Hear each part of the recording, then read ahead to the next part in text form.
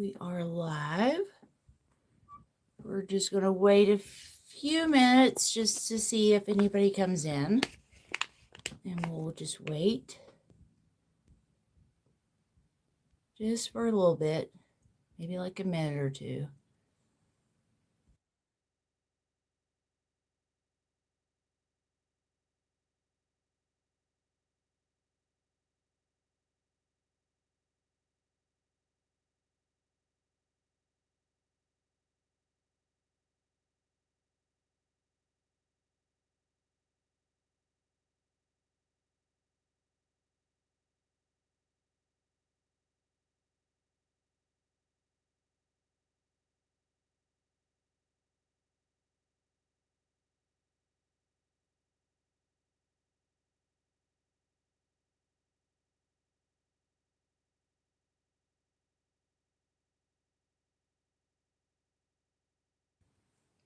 Hey Peter, how's it going?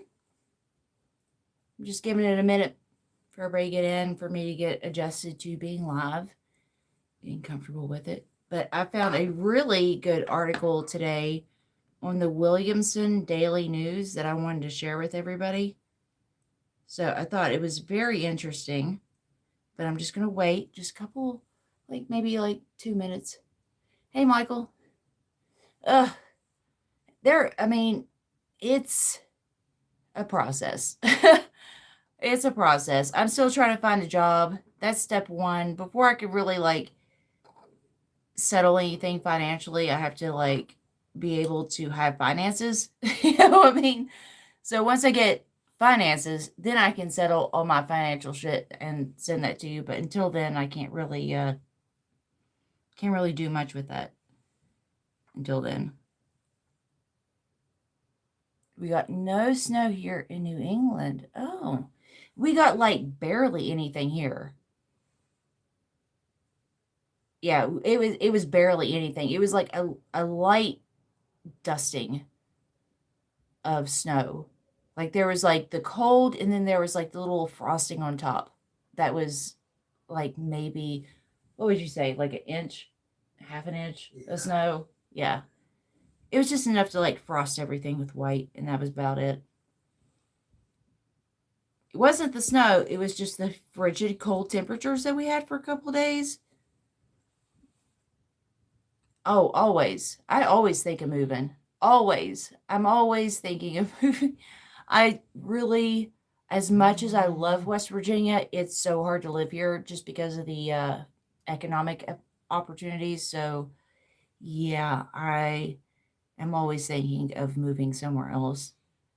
Somewhere, especially now, it's like I just want beaches. I want white sands. I want clear water. You know, with it being negative 3 degrees. Yeah, I kind of want something warm.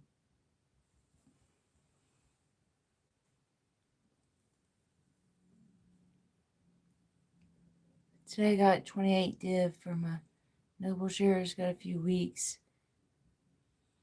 I don't know what all that means, but it sounds good. And if it is good, then congratulations. If not, then I'm sorry. But it sounds good. I don't know. I mean, I kind of know, but I don't, Peter, at the same time. Like you said, I don't understand why working people accept the corruption and abuse. But it's like you're faced with the alternative, which is nothing. It's like you get corruption and abuse, but you get a little bit of money, or it's like you get no money and no corruption and abuse. So it's like, ugh. I don't know. Do you want corruption with a little bit of money, or no corruption with no money? Which is the route I've been trying to take, but apparently I need the man to abuse me in order to get a paycheck to pay my bills. So I've been putting in those applications, trying to get that money, trying to get abused by that man. I just wish it was consensual. You know what I mean? Consensual abuse. But it really isn't at this point. It's you're just it's not really consent when they got a loaded gun in your head.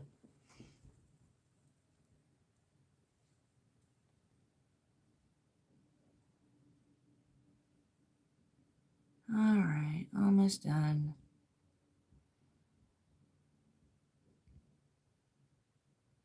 How do I do this?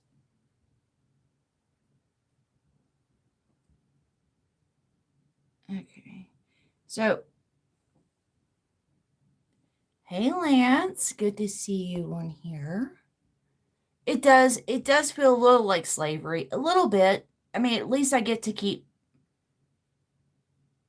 half my kids at this point. It's not like you're like ripping them out of my hands and selling them to other people, but at the same time, it does feel very adjacent. It feels very adjacent. It feels very adjacent. You like that roof over your head? You like that food on your table? You like keeping your kids? Well, buckle up for some minimum wage work. That's where we're at. It's so much fun. So much fun. I love like busting my ass for like nothing to show in return. You know what sucks is the fact that like when I was working at McDonald's, I couldn't afford Christmas presents, but this year I was able to do so. It's like, what?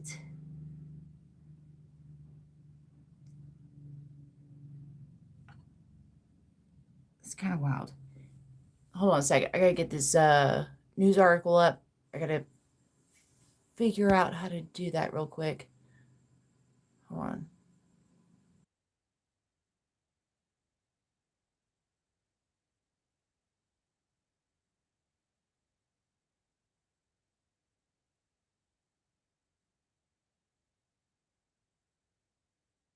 Yeah, yeah, exactly. Exactly. Slaves were fed and housed. Our food and housing is unsecured. But then again, it's not like the slave masters can come in and just like rape and sell my family members. So, it's still overall, like, even though that's up in the air, it's still, I would say, an overall net positive. It's just really rough. It is rough in its own way. But then again, there's other aspects of it that I don't have to deal with, which is awesome. But trying to keep that roof over my head and the, food on the table is not easy. Trying to give my explanation of how businesses use information asymmetry to apply agricultural tactics to human capital stock, but got 1100 200 error. I don't know what that means. But if it comes to business, I'm sure it makes sense that you can't square that. The difference is that the rape and selling are generalized to the owner class as a whole. Yeah, it's like, yeah, yeah, like the Weinsteins and the popes and the they can do that stuff. But maybe in circumstances, some of these business owners, but you have to be privileged enough in order to get that story heard. I mean, because trust me, with the places I've worked, I've heard plenty of stories that should have been a,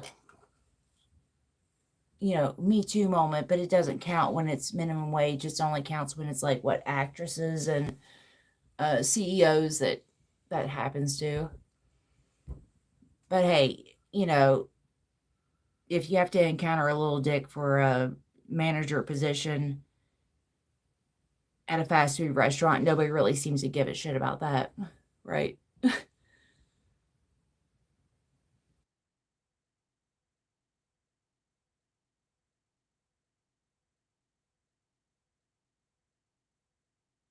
right, you got about 1 minute left, and I'm coming on screen, and we're going to talk about this news article. And they've managed to lift, or they managed to shift the cost of feeding and housing to slaves. Yeah, exactly. It's like, okay, well, we won't just sell your children to a, competing farm, but also you are now responsible to provide a roof over their head and food on the table. And if you don't do that, then we will unfortunately sell your children to the competing uh, farm. Oh, can you bring that news article up? I clicked on something. I don't know what I did. Thank you.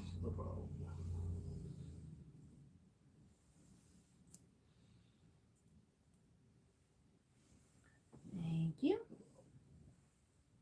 I don't know. I don't know how to do like iPhone stuff. I've always been Android, and now iPhones are like, I don't know which button to even push. I don't know how to get to anything. Why does everything look yellow? Night vision, Night mode. Okay, I got mine on night mode too. Why do you think slavery ended in the first place? In many places, it was simply more effective to use wage slavery instead of literal slavery. Yeah, that's why I've always said that, like, they just rebranded it instead of like having that negative thing of like, oh, we whip people and force them to like live here, and we force them to like sell the, take their children away and all this stuff. It's like now it's your choice. They've shifted it onto us. It's like these like third party people that hire uh people for corporations, like these like temp agencies. That's basically what it's shifted into. It's like now you don't have like literal owners. Now you have like a temp agency that's loaned you out to a corporation that's charging you pennies on the dollar when you could have been making that money, but they're paying it to the temp agency. And also, you still got to provide your own food and shelter. And if not, then if you have kids, good luck with that. Yeah, they do. I mean, they are jonesing. Hey, Gray Walker. Not to mention that for many, losing your job means losing your health care. That too. It's like when you lose that, you lose everything. You're going to lose your house. You're going to lose, where you're going to put your stuff when you don't have a house. You're going to lose if you have kids. Good luck with that. You know, it's all just out the window. If you cannot provide like that basic, and it seems basic, but it's not, because they never pay you enough to where you can afford the basic human necessities. I mean, when I worked at McDonald's, everybody that worked at McDonald's was on food stamps. Why is it that we're all working 40 hours a week and we're all on food stamps? That doesn't make sense to me. It's like if you're working a full time job, you should be able to pay for full time things. But even full time at McDonald's, because there's not very many opportunities here, it's either McDonald's, maybe a Wendy's, maybe a pizza place, maybe Walmart. And other than that, you're going to go to school and you can become a teacher or you can become a nurse. Other than that, good luck going to school or good luck finding a job, either way, that pays for anything. It's such bullshit. Okay, so I got my news article up. Give me 1 second. I'll be right back, and I'm going to read this article because it is extensive.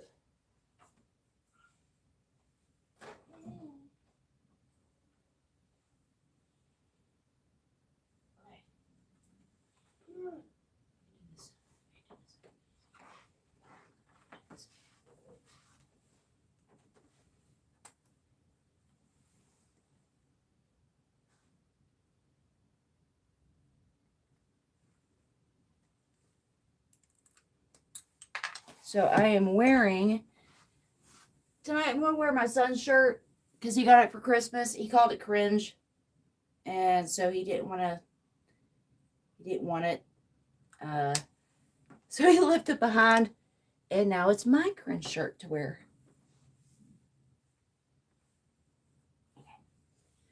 All right, let's do this. All right. All right, I'm live. I'm on here. Anyway, so I'm wearing. It's Inuyasha, dude. Like, this is a cool shirt. He opened that present up. It was for my mom. So it was his grandma. And he opened it up. He goes, and I'm like, oh, that's the coolest shirt. And he goes, that's cringe. I was like, you can't say that that's a cringe gift in front of the person you gave that to, but I'll gladly wear that cringe. Anyway, let's see what we got here. I feel like this light is really bright. Let's turn this down a little bit.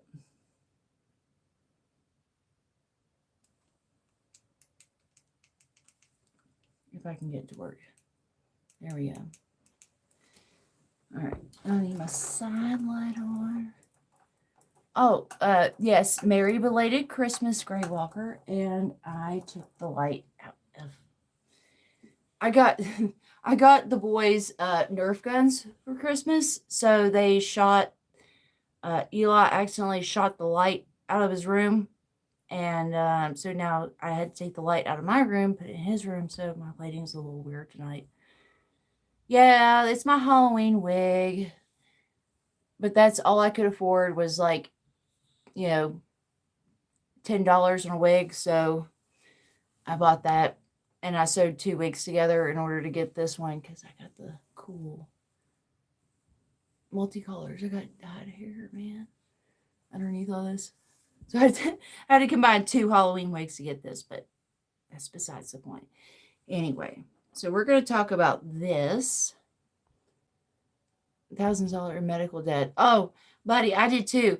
Apparently, medical debt does count because I was told that medical debt doesn't count against like what's that called when you spend too much money that you don't have what's that called? You have to file bankruptcy. Oh. Bankruptcy. So, yeah, apparently medical debt does count. And I found out the hard way because I was like, screw it, man. Like, it's just medical debt. They can't count that against you. So every time I got sick, I went to the ER. Apparently, it does count. Apparently, it does count. And it's still on there. I did get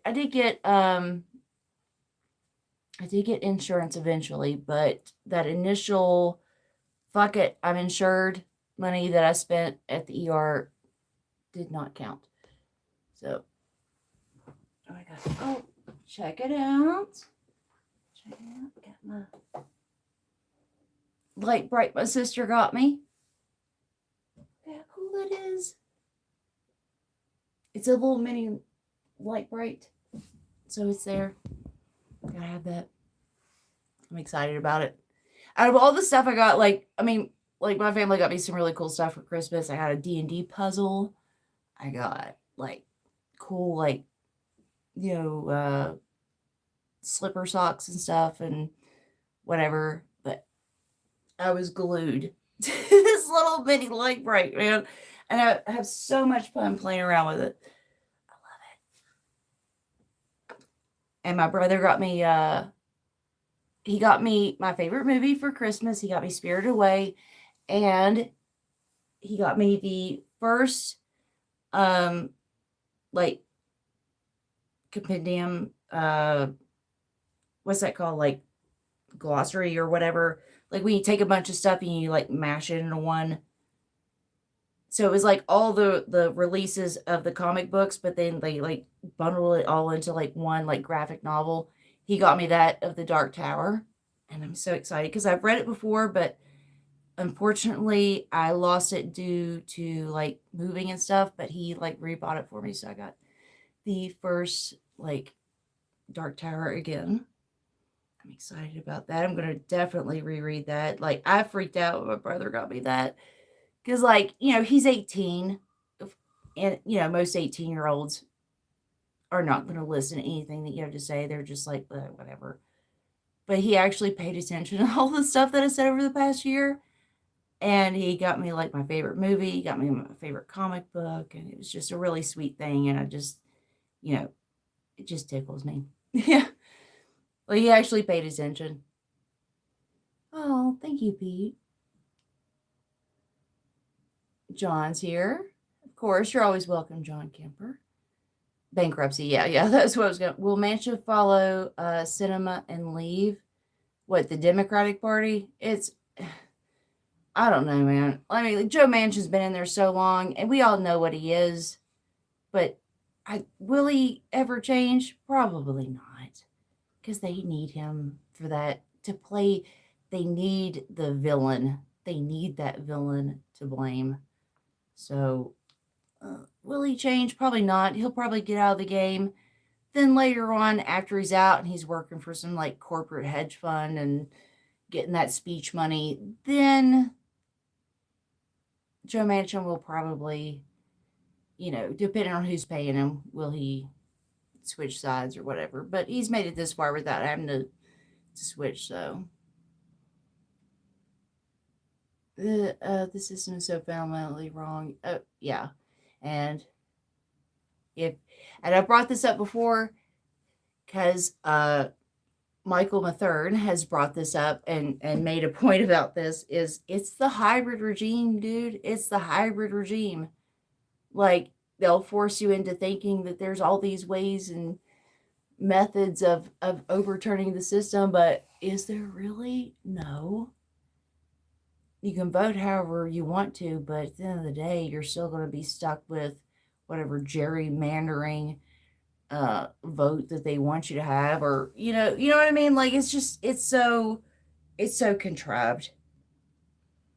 So yeah, and I used to focus on getting Joe Manchin out of office, but and then I realized, like, if I get him out of office, you know what's going to happen? They'll probably put a younger, more charismatic person in there that can talk the language of the progressive, but also still vote along the same lines that Joe Manchin did. So at the end of the day, we're going to be stuck with like a more efficient, more charismatic Joe Manchin. No, I'd rather just leave him in and let people know the villain that he is, rather than, put somebody in that's like, but they're a trans athlete, quadriplegic. Like, they can't be a bad person. And then it'll take him 20 years to realize that they're a bad person, even though they're voting the same way that Joe Manchin does. You know what I mean? It's like, we already know what Joe Manchin is. Let him stay in there. Let him be the villain so everybody can see exactly what it is, instead of saying like, well, you had to vote that way because the omnibus bill and this and that, whatever.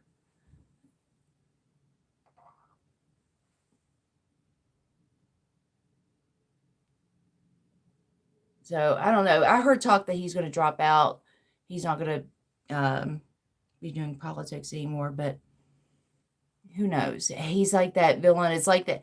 It's like, I already dropped out of the WWE, but then like there's this big battle, and then all of a sudden, Hulk Hogan jumps in. It's like, oh, but he retired. No. Like that kind of like lame as shit. It's like, oh, we're bringing back one of the old ones. No. My friend Nick's here. He knows all about the WWE. Trump was in WWE, WWF. Literally, it's fucking pro wrestling in this shit. There's the option of walking away. That's what I've done. I'm like, I'm walking away, washing my hands. I will no longer play the games that you have rigged to win. I'm not going to do it. Like, you've already set the pieces up. You've layered the deck of cards. Like, you already know what cards I'm getting. You know what cards you're getting, and you know how to win. Like, you're going to cheat to win, right? So it's like, why would I play a game that I know I'm going to lose? It seems kind of ridiculous. But I did want to talk about this. It's a very long article. Yeah, state your opinion and walk away. And Gray Walker, we've had our share of disagreements, but overall, I think that we do agree on things and that we can get along with most stuff. And we'll just and then the things that we can't agree on, you'll state your opinion, I'll state my opinion, and then we just leave it at that. But otherwise, I think we're pretty, at least the majority of things. Maybe not maybe not dating advice. I don't think we agree on that, but otherwise we do. So let's get into this article. So this is from the Williamson Daily News. Let's see who wrote this. Mike Tony, M. Tony at hdmedallic.com. Okay, so it says, despite pleas from social service groups to Governor Jim Justice, our governor here, that leftover federal COVID relief money should be used to help struggling households, Justice instead diverted some of that money to ensure construction. I don't want to say corruption. Construction on Marshall University's new baseball field. So thank God, Marshall now will have a new place to lose. Instead of going to all these other baseball fields and losing, or all these other football fields and losing, they'll just have the home team advantage of losing, because that's what Marshall does. And I'm sorry if you're a Marshall fan, if you back them, more power to you. I don't know how you do it, but God bless you for backing a consistently losing team. So let us fund this losing team. Maybe that's what it will take. Maybe they were winners all along, and all they needed was the right baseball field to play on. Yeah. So let's go ahead. And how much is it? Justice money to ensure construction of the Marshall University's new baseball field. 7 months into the COVID-19 pandemic, 29 social service organizations from across West Virginia sent a message to the governor. COVID relief dollars were not getting to the West Virginians who needed it the most. Groups ranging from the Charleston-based West Virginia Food and Farm Coalition to the Jefferson County NAACP urged Justice in the October 2020 letter to reallocate remaining funds from the $1.25 billion the federal government granted West Virginia through the CARES Act. Now, that's $1.25 billion for just West Virginia. Okay. And he said, okay, so I got this money. All right. Now, I could help people out that lost their jobs because we told them to stay home. We could help them out with their rent. We could help them out with their utilities. We could do all this. We could send out a stipend. But you know what? Marshall needs a new baseball field. So we're going to go with that. There are plenty of places. Wait, let me see. We need to take to the streets, but that won't happen until society reaches. And where's the breaking point? Because I feel like we've reached that point, Gray Walker. We should have had our breaking point ages ago, and now we're just holding on to the scraps that we have. It's but I make $8.75 an hour, and I can't lose my $8.75 an hour job because there's literally nothing else, and I don't want to become homeless, so I'm going to cling to this little scrap of something that I have left, despite the fact that years ago, people working that same job could put their kids through college, buy them a car, retire, and do all this other stuff, and have vacations. But now you're working the same job. You have literally nothing to show for it. And now you're considered the scum of the earth by most of the population because you work a minimum wage job. It seems real fucked up. You know what I mean? Things have changed so much. Rules for the rulers, exactly. Yeah. It's so ironic, First Amendment. It's his name is Justice, and yet it never applies to him. Like, people have died in his coal mines, and, like, it's just like, justice? What justice? The only justice here is Jim Justice, and that don't apply to him. You know, no clean water at clean water.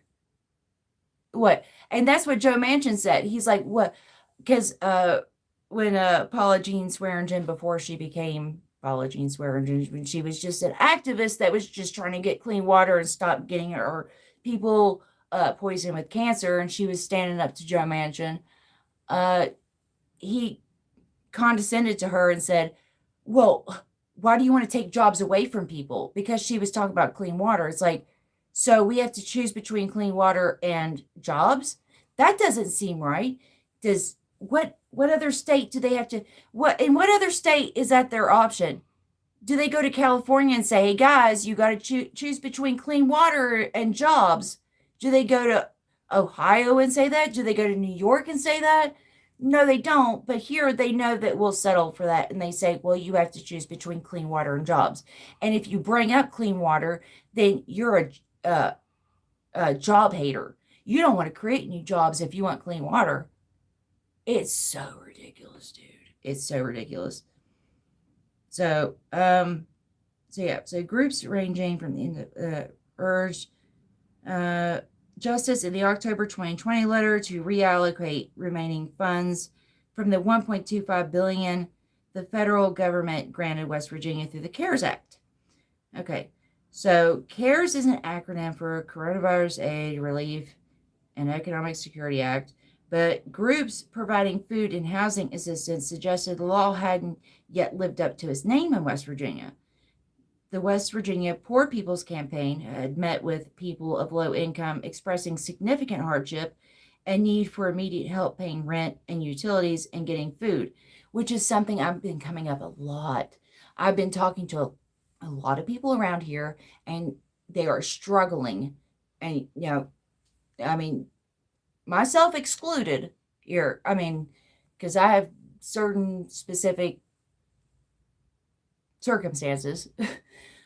But just to hear people that are working, have been doing the same thing, and now they can't pay their bills, it's like it really is an eye opener, because it's like, you've been doing what you're supposed to be doing, and yet they keep raising the prices of the utilities. They keep raising the prices of things.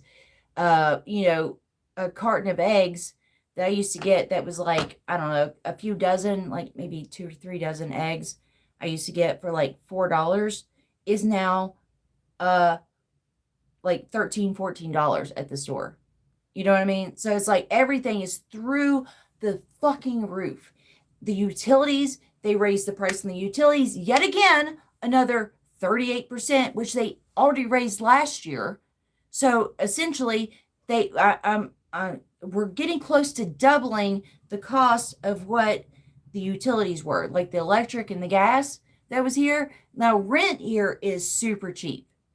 Rent here is, comparatively to the rest of the nation, it is very cheap.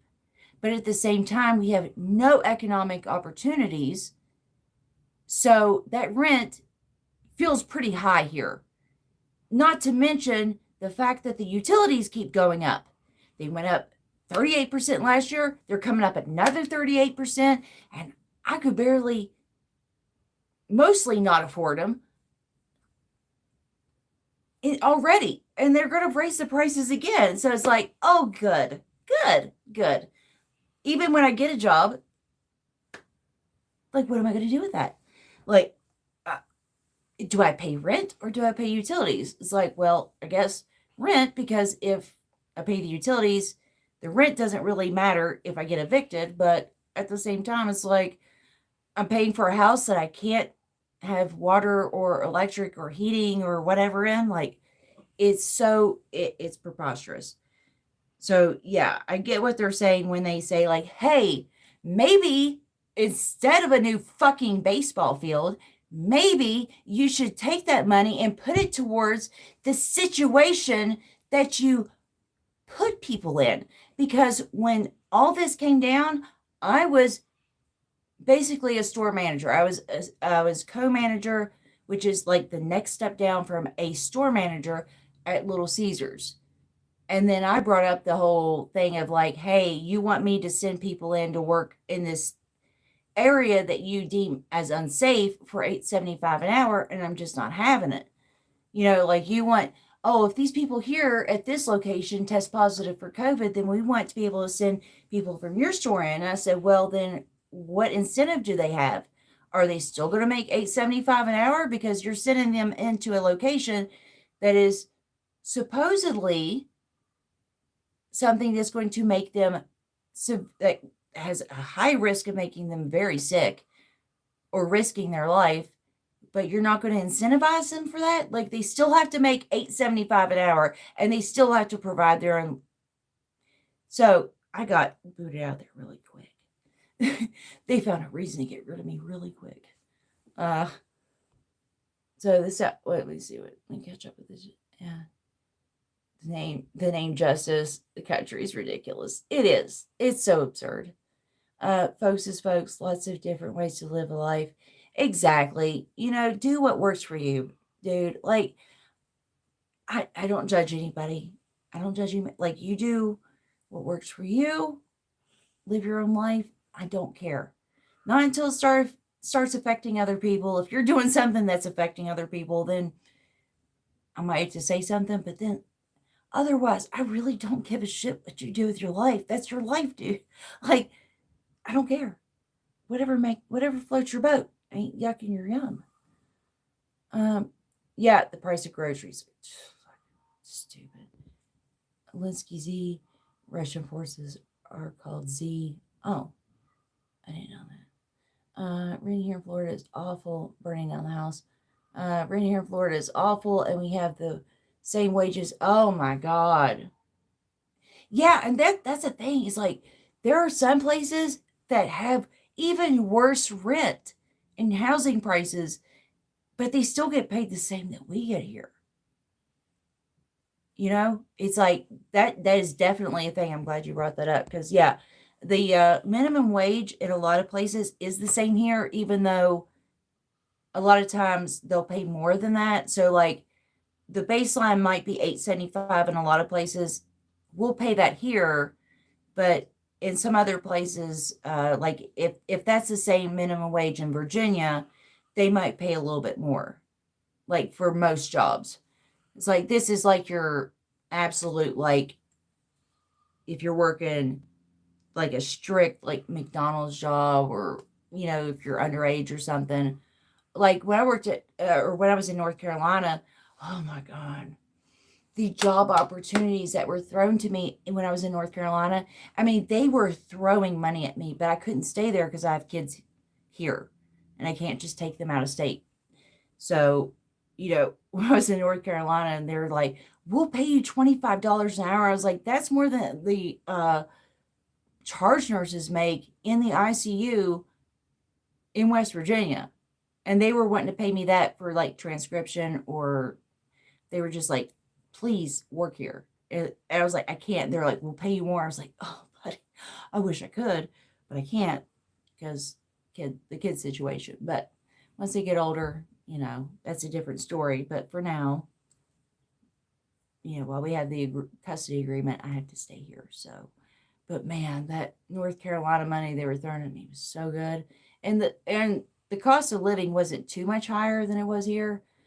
It would have been awesome. It would have been awesome to live there. John Kemper, right? My company posts their millions in profits. It's like, and how did you get there? Was it because of the people that are doing the work? Maybe they should get a Christmas. I watched the National Lampoon's Christmas Vacation. The one where they electrocuted the cat. I don't know how many there are. I'm not really into National Lampoon movies, but I did watch that one the other day. And it was the one like where they plugged in the Christmas tree, the cat got electrocuted and all that. And it was like he had such a hissy fit over not getting that Christmas bonus so he could buy a pool that he already paid for. And I'm just like, buddy, if I could just tell you what 20 years from now, looks like. Yeah. Yeah, it's like you won't get a Christmas bonus and you're going to be okay with that. And not only that, but then on top of that, you're going to just be like stressed out because you're not getting your vacations like you used to. You're definitely not getting that Christmas bonus. You ain't getting none of that shit, dude. Like, if that was set now, it's like, well, we have a little townhouse that we pay rent on, which is like about $3,000 a month. And, I don't know. We got this Christmas dinner from the local food bank, and we're just doing the best we can. And hopefully, we don't lose the house. You know, like that's the new National Lampoons. Like back then, it was like we just want to get a pool. We want to get a pool, and it's so wrong that they didn't give us our Christmas bonus so we could get the pool. It is just it's so out of it's so wild to me. Like watching that, I was like, the privilege. And I should even have that attitude with it because it's like, that's literally all the things that we should have. But watching that now, it's like, why aren't you thankful for your base pay? You have a gorgeous, like, probably $500,000 house. You got this gorgeous, like, home, big family. You get to take all this time off from work. You get to take a time off from work to spend Christmas with your family. Are you not grateful? But it's like at the same time, it's like, that's what we should get, you know?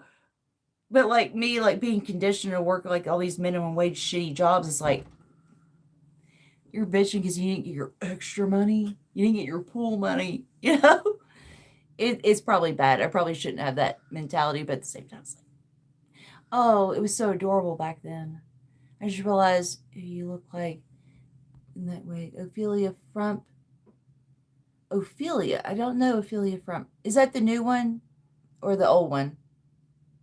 Because I've probably watched the Addams Family and the Addams Family Values about like 10 times over the past week. Because when Eli was here, he just like watched that and Spirited Away like nonstop.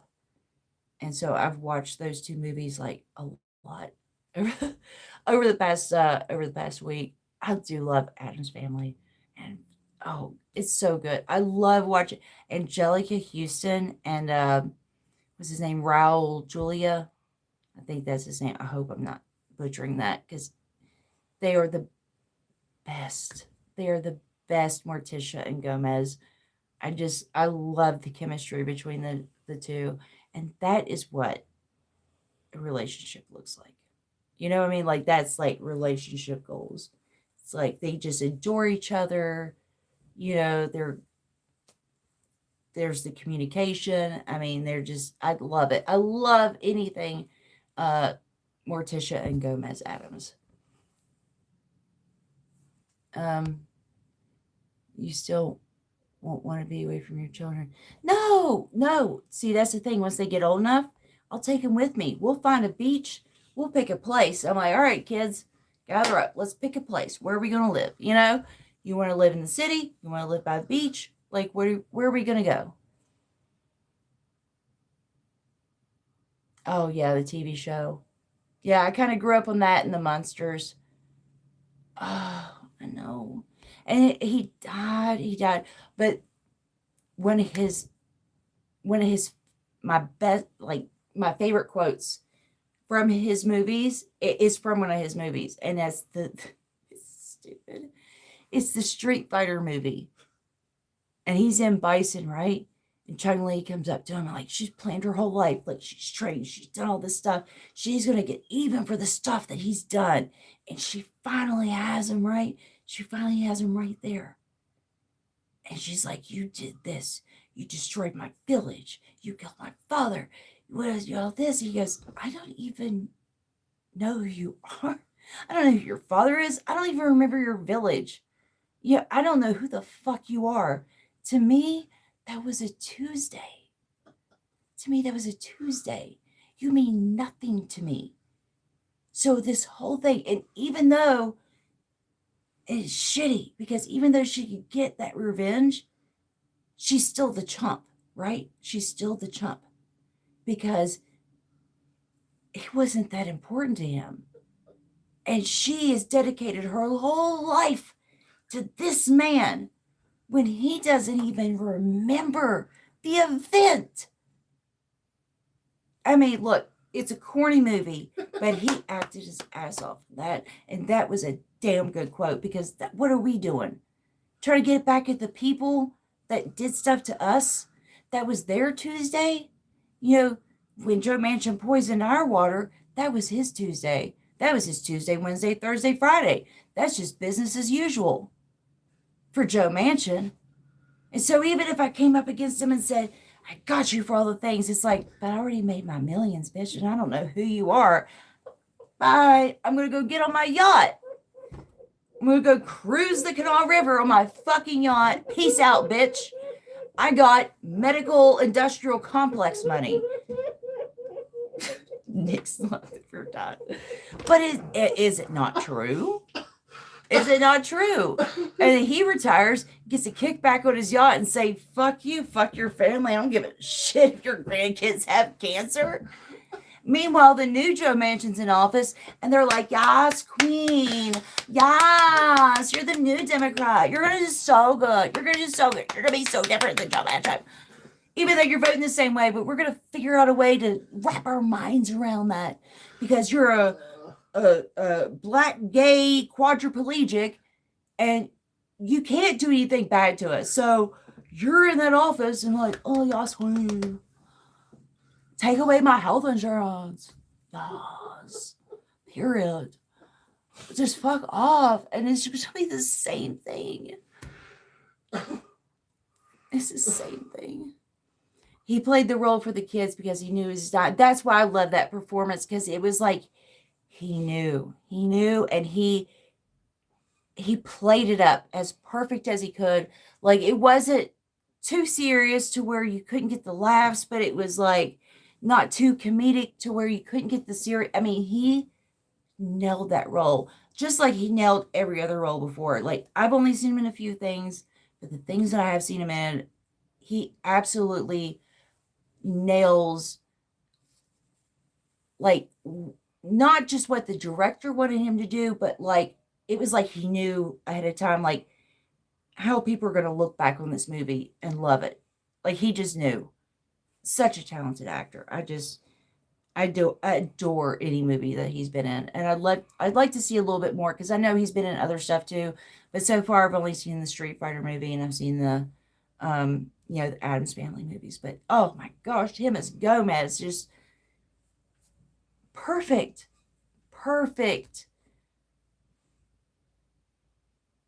Yeah, and Robin Williams are the only two celebrities that they diminished the world by dying. Yeah, Robin Williams did bring a special type of energy to whatever movie he played. I mean, of course, I was a kid growing up in the 90s. Of course, I loved Aladdin. I loved, him as the genie. I loved the Birdcage.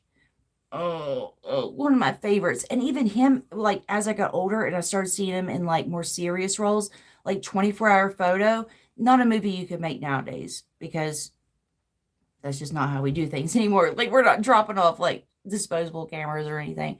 But man, Robin Williams in the 90s, I mean, like, so good. And then he started doing the serious roles, and then like he did the 24-Hour Photo, which was like, wow, he was so creepy in that. It's like he goes from like being like the fun, like, I'm the joke guy, and then he goes to like being this total fucking creep in 20. Oh, he was so good. He was so good. It's so unfortunate. I don't know. I mean, like, I know there's some things as far as like his stand up and stuff like that goes, but his movie roles, solid dramatic actor. Yes, absolutely. First Minute, old school. And like those, I mean, he had like those eyes that were just like, was it Amanda Seyfried or Seyfried? Like he had those like big, beautiful eyes, and that, I have a thing, like it's a Gomez thing. It's like, I think that's where it comes back to, is like that pencil mustache. I'm a sucker for that pencil mustache. What's his name that played Monk? Do you know who I'm talking about? Tony Shalhoub. Tony Shalhoub. Yes. He was in that, The Marvelous Miss Maisel, played her dad, and he had that pencil mustache. And I was like, I didn't know I didn't know you had a little bit of sexy up your sleeve. Like, it's something about that pencil mustache. Like, he had that with the Gomez, and not just, it wasn't just the looks, it was the way between him and Morticia. They just adored each other. But man, he was so good. So good. I'm a sucker for the pencil mustache. Um, Morgan Minnie. I never watched that one. I did see Flubber though. What was some of the other stuff that was Robin Williams that he was good in? Mrs. Doubtfire. Oh yeah, Mrs. Doubtfire. Have you ever seen the one where it was like Mrs. Doubtfire got like they recut the trailer to where it looks like a horror movie? I'm down for that. Like a Mrs. Doubtfire horror movie. Oh yeah, Insomnia. That was another one that he was oh, and Good Will Hunting. Yes. Oh, Yes. Thank you. Michael and First Amendment. Like those were solid serious movies that he was in. Yeah. What was that? Dead Poet Society. He was that was a oh, serious role for him. oh, dear. I mean, I think comics are really good, are particularly good at playing that serious role because like we all have that duality in us with it, which is that comedy, seriousness, but you have to be witty, you have to be smart in order to be funny. Like you have to have a good sense of awareness and see what's going on in order to be funny. Like you have to see the serious and all that shit in order to like pick out the funny parts of it. So it's like the best comics are probably the most like fucked up serious people that there are. Yes, that's another one. CJK Jumanji. Oh, I actually wanted to watch that the other night. I've been showing my son like my youngest son like some movies, like try to introduce him into some stuff. And I'm probably being a bad mom in this because I'm showing him some stuff that probably you shouldn't watch. Because like we tried to watch The Thing the other night, and we ended up he fell asleep. I was like, Eli fell asleep, and then within 10 minutes, I was like, he fell asleep, and I was out too. But it's such a good movie, and I'm like, man, just. And I try to walk him through. I'm like, look, you're gonna see some stuff. It's kind of like in your video games, and it's gonna be some, but it's all makeup, it's all theatrics, it's all costumes. So like, you know, so we watched that. We watched a little bit of The Thing. We watched a little bit of Predator. We watched Young Frankenstein, and he was laughing his ass off at that. He just had the best time watching Young Frankenstein. Especially was like the Igor stuff. He's like, he's over there. He's like, what hump? He just thought that was the funniest thing. Werewolf, werewolf. So yeah, I mean, man, once he gets older, I can't wait to show him some more of these movies. I'm like, man, there's movies that are so fucking funny, and I can't show it to him yet because it's inappropriate. But I can show him a little bit, a little teaser, a little snippet. He has not seen Blazing Saddles. I did try to hold off on that just because of certain uses of words. Oh, But I was God. on Discord last night, and Oh, I think he heard all the words last night on Discord. I'm pretty sure he heard all the curse words, and he's like, "You can't say that word. That's racist." So he understands like uh, how certain words have certain connotations.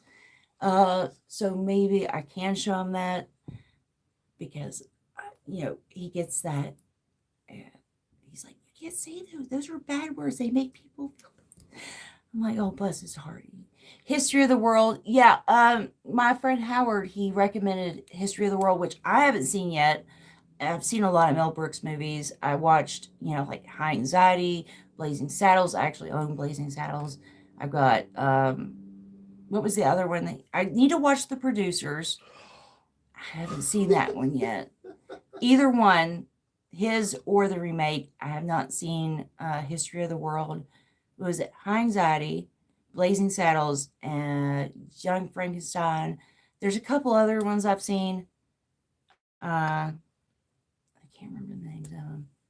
Yeah, but I need to watch the producers, the original, and I need to watch History of the World, which that came as a recommendation from Howard. So it's like, well, I'm sure Eli will love it. John Aston and Carolyn Jones. Were they the original in the show? Because I'm not good with the names.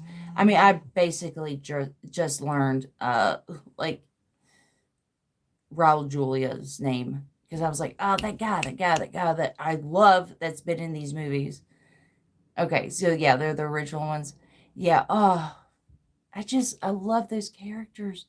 The way, I mean, they adore each other. I love that. And it's like they're in this movie, and all this stuff's going on, and they're just like, oh, mi amor, like mon chéri, kissing up the arm. It's like, I love it. She's like being tortured on her back. She's like, I'm used to this. It's just spiritually, that's where I'm at. I've always kind of like, maybe it's because I was raised on that. I don't know, because I grew up watching Nick at Night. I watched a lot of the Munsters and the Addams Family, I Love Lucy, and it was just, I just love watching that. See the original first with Gene Wilder. Let's see, with the producers. Yeah, I want to watch that first, but I'd like to watch the original before I try to watch a remake. Even though sometimes I've watched the remake not knowing it's a remake, and yeah. I do want to watch that. Blazing Saddles, that might be another good one. Considering, because we were listening, because I had Discord on in the background. I said, just because you hear these people say these words doesn't mean you can use these words. These are bad words. And he was like, oh, I know those are bad words. And he just kept hearing this one word getting dropped. He's like, don't say that word. That's racist. Like, oh, I mean, I'm glad I didn't have to walk him through all of that. Like, I had to learn the hard way that was a curse word, let alone like a bad curse word. Just because my neighbor said it, and I was like, I didn't know. But yeah, I learned the hard way. But he learned the easy way, which was like he heard the word, he was explaining that word, and he knows not to use it. So, even though he did almost cuss when we were playing Snakes and Ladders. Was it yesterday, day before? And he rolls it, and he thought he got a bad roll on it, and he goes shit, and then he realized he got a good roll. He goes shit, yeah. I said, did you almost cuss over Snakes and Ladders? Because he was like shit, yeah. He pulled it back real quick, caught himself. I was like, you were going to cuss, weren't you? Because he's 10. I was like, you were going to say shit, weren't you? He's like, no. I was like, yeah, you were. He's like, yeah, maybe. Yeah, it was. And Mom was like, you wouldn't let him cuss. I was like, maybe a little bit. It is funny when kids cuss. It is. I mean, y'all know, it's funny when kids say curse words. You cannot deny that. Because I was always like the bad influence when I was older. Like, I was babysitting my brother and sister. I was like, say shit. Or like every time my brother would try to say Frankenstein, it would always come out Fuckenstein. He's like, I'm going to go see Fuckenstein. I was like, who do you want to go see? He's like, Fuckenstein. I was like, but what's the movie you want to see? Fuckenstein. It's so funny when kids cuss. I love it. So I had Eli. I was like, Mom, I wouldn't care if he cussed. It would be hilarious. Even though I try not to cuss. I think I was like 30-some years old the first time I cussed in front of my mom. Just out of just sheer respect, I won't do it. But then I was like, hey, Eli, stick your tongue out and hold it. And then you say apple. He goes, apple. I was like, all right, now do the same thing and say benches. He goes, I know what you're trying to get me to say. I'm not going to say it. So he was okay with saying assholes, but he won't say bitches. I raised a good boy. I raised a good boy. He'll say assholes, but he won't. He draws a line at bitches. He'll say asshole and he'll say shit during snakes and ladders, but he won't say bitches. Good kid. That's what I said. There's like light curse words I'm cool with. I don't care. Just don't say them at school. Damn, hell, fuck. I don't give a shit. Just don't say them at school. You know when and where to say them. But there's some other words that are like, you can't say, you just can't say those. You know, don't say the C word. You know, don't say the N word. And he has no desire to say that either way. So he was like, oh, I'm not going to say that. I'm like, that's cool. That's cool. Although, we did have a conversation about this the other night, which is like, how do you get rid of people wanting to say a certain word is like, let a bunch of corny old white people say that word. Which is like, you know, nobody says fashizzle anymore, right? Because why? A bunch of corny ass old white people start saying fashizzle. So, like, if you really truly don't want those words to be said again, just let a bunch of old corny ass white people say them, and then I promise you, nobody will ever want to say them again. My mom got mad when I said something sucked. Yeah, my mom got mad when I said crap, and she said that is a curse word, and I was like, crap? Crap's a curse word? Okay.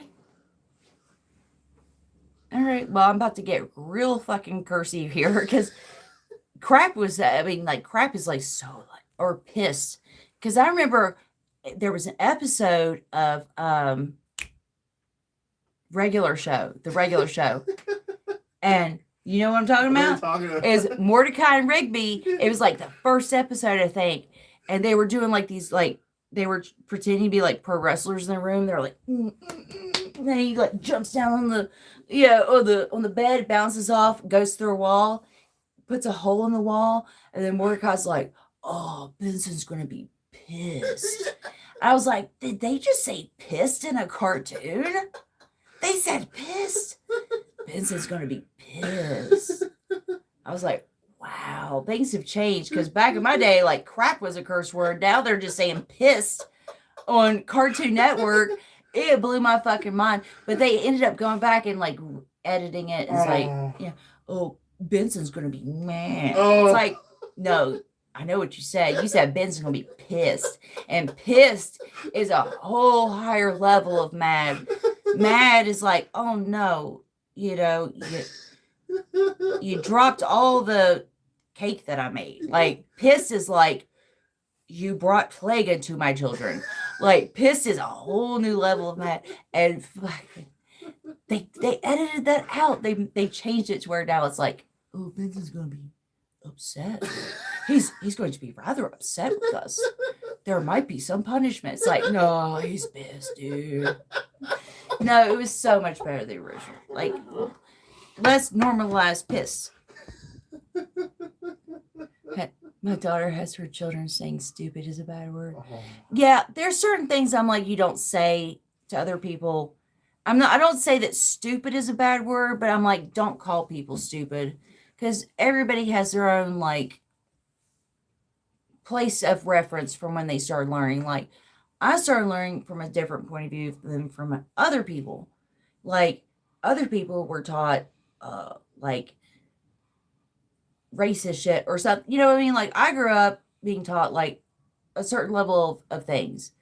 And to be taught, like, oh, these people are stupid, it's just like, they're just not further along on the journey that you're at. So it's like, they seem stupid, but they're starting from way back here where you got to start here. So I try to teach that to my kids. It's like, don't call people stupid or make fun of them or whatever. You know, I don't call it a bad word because stupid is stupid, but I don't teach it to them as like it's necessarily like a bad word. It's just that, just be considerate of other people and considerate of their learning journey. Because, I mean, hell, back when I was in like the 12th grade. I had a Confederate flag shirt that it said, if this flag bothers you, if this flag offends you, you need a history lesson. I'm like, I need the history lesson. You know, like I had that shirt. Not that I like was fully like involved in that, but it was just like, oh no, that's just like a Southern pride shirt because I love where I'm from. And I'm like, I'll just buy this shirt and wear it. And like, not even knowing. I'm like, this flag offends you. It's like, you need a history lesson. I'm like, I need the history lesson. Also, I was watching MSNBC and Fox News simultaneously because I didn't see the difference in them. I was like, I'm just going to watch these for information, right? Because I want to be up to date and educated on what's going on. So I'm going to watch this. And it's just like, well, I could have called myself stupid at that point.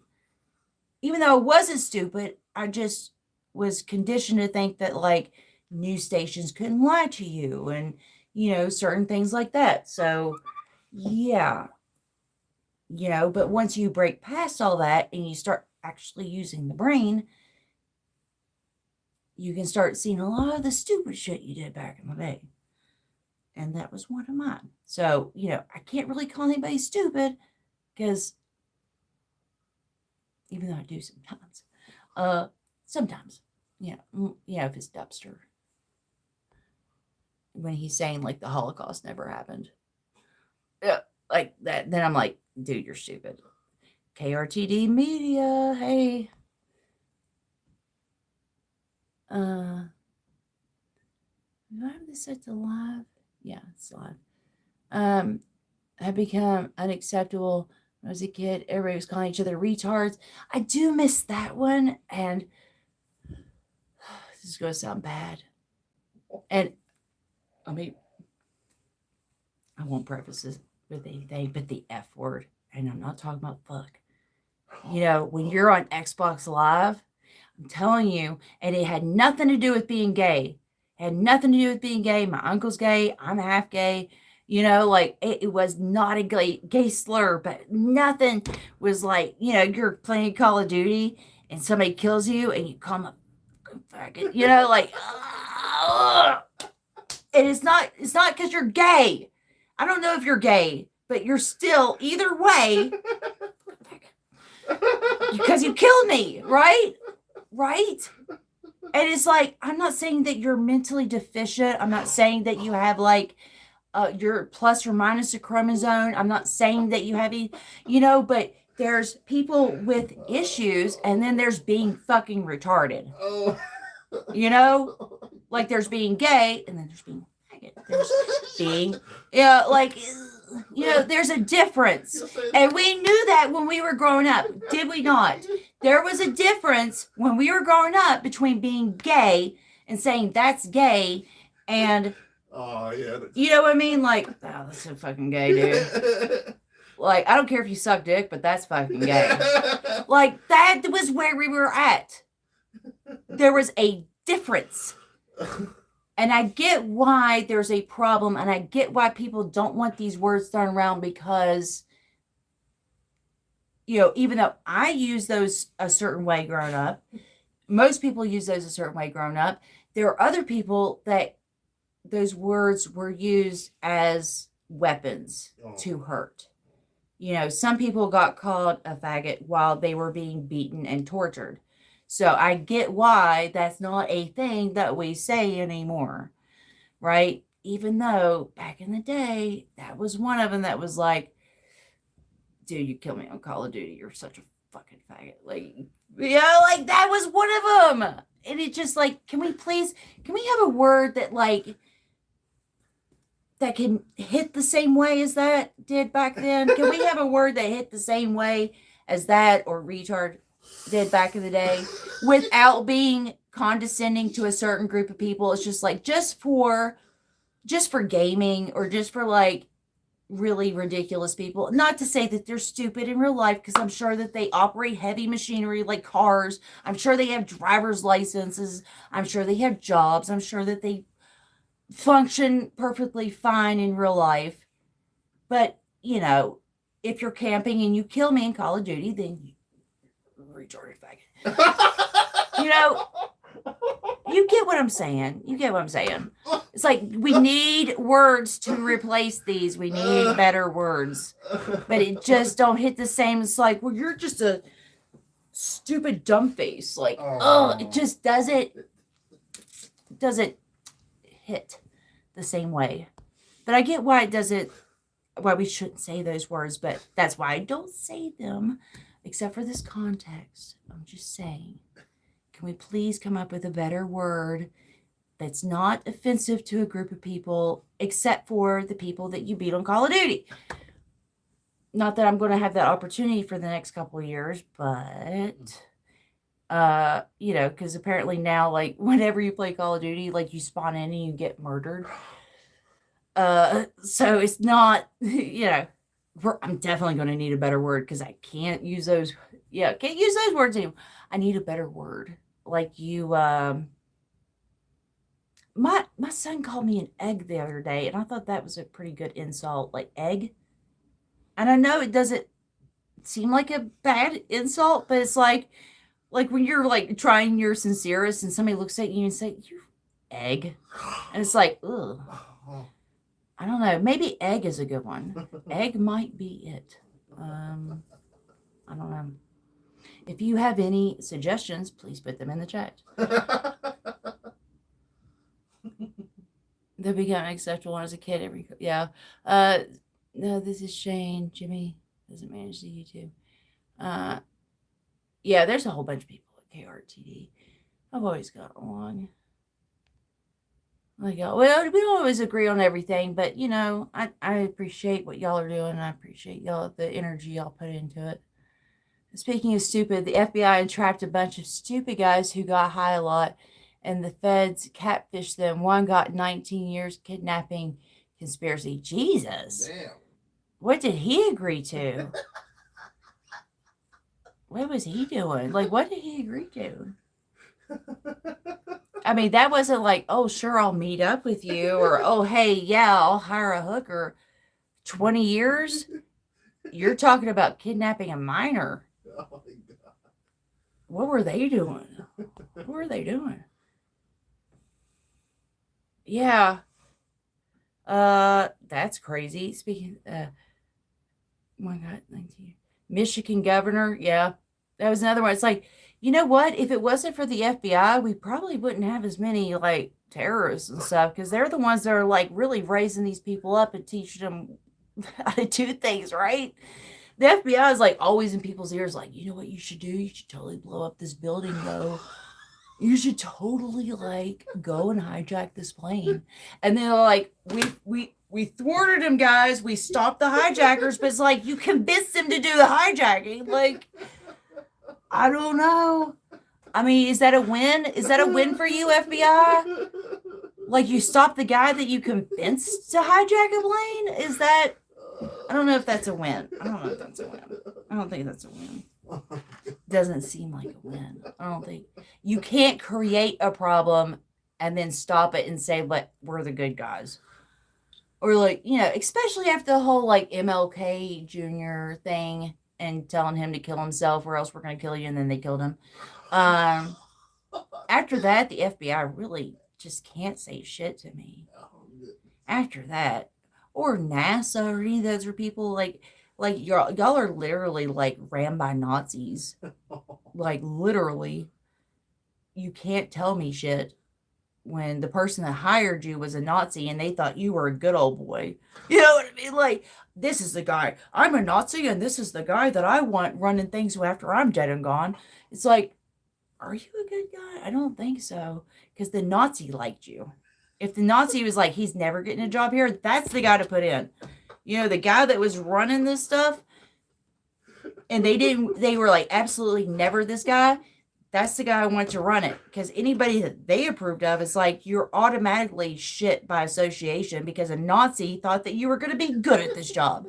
So no, you don't. You don't get kudos for that. No. 2 days. 2 got found not guilty after 45 days in jail. FBI should be abolished. And they're the ones that convinced them too, right? To do the kidnapping. Are they not? The FBI was the one was like, hey, bro, you know, be a cool idea. If you kidnap the governor of Michigan. They're the ones that laid this the framework for this shit. Did they not?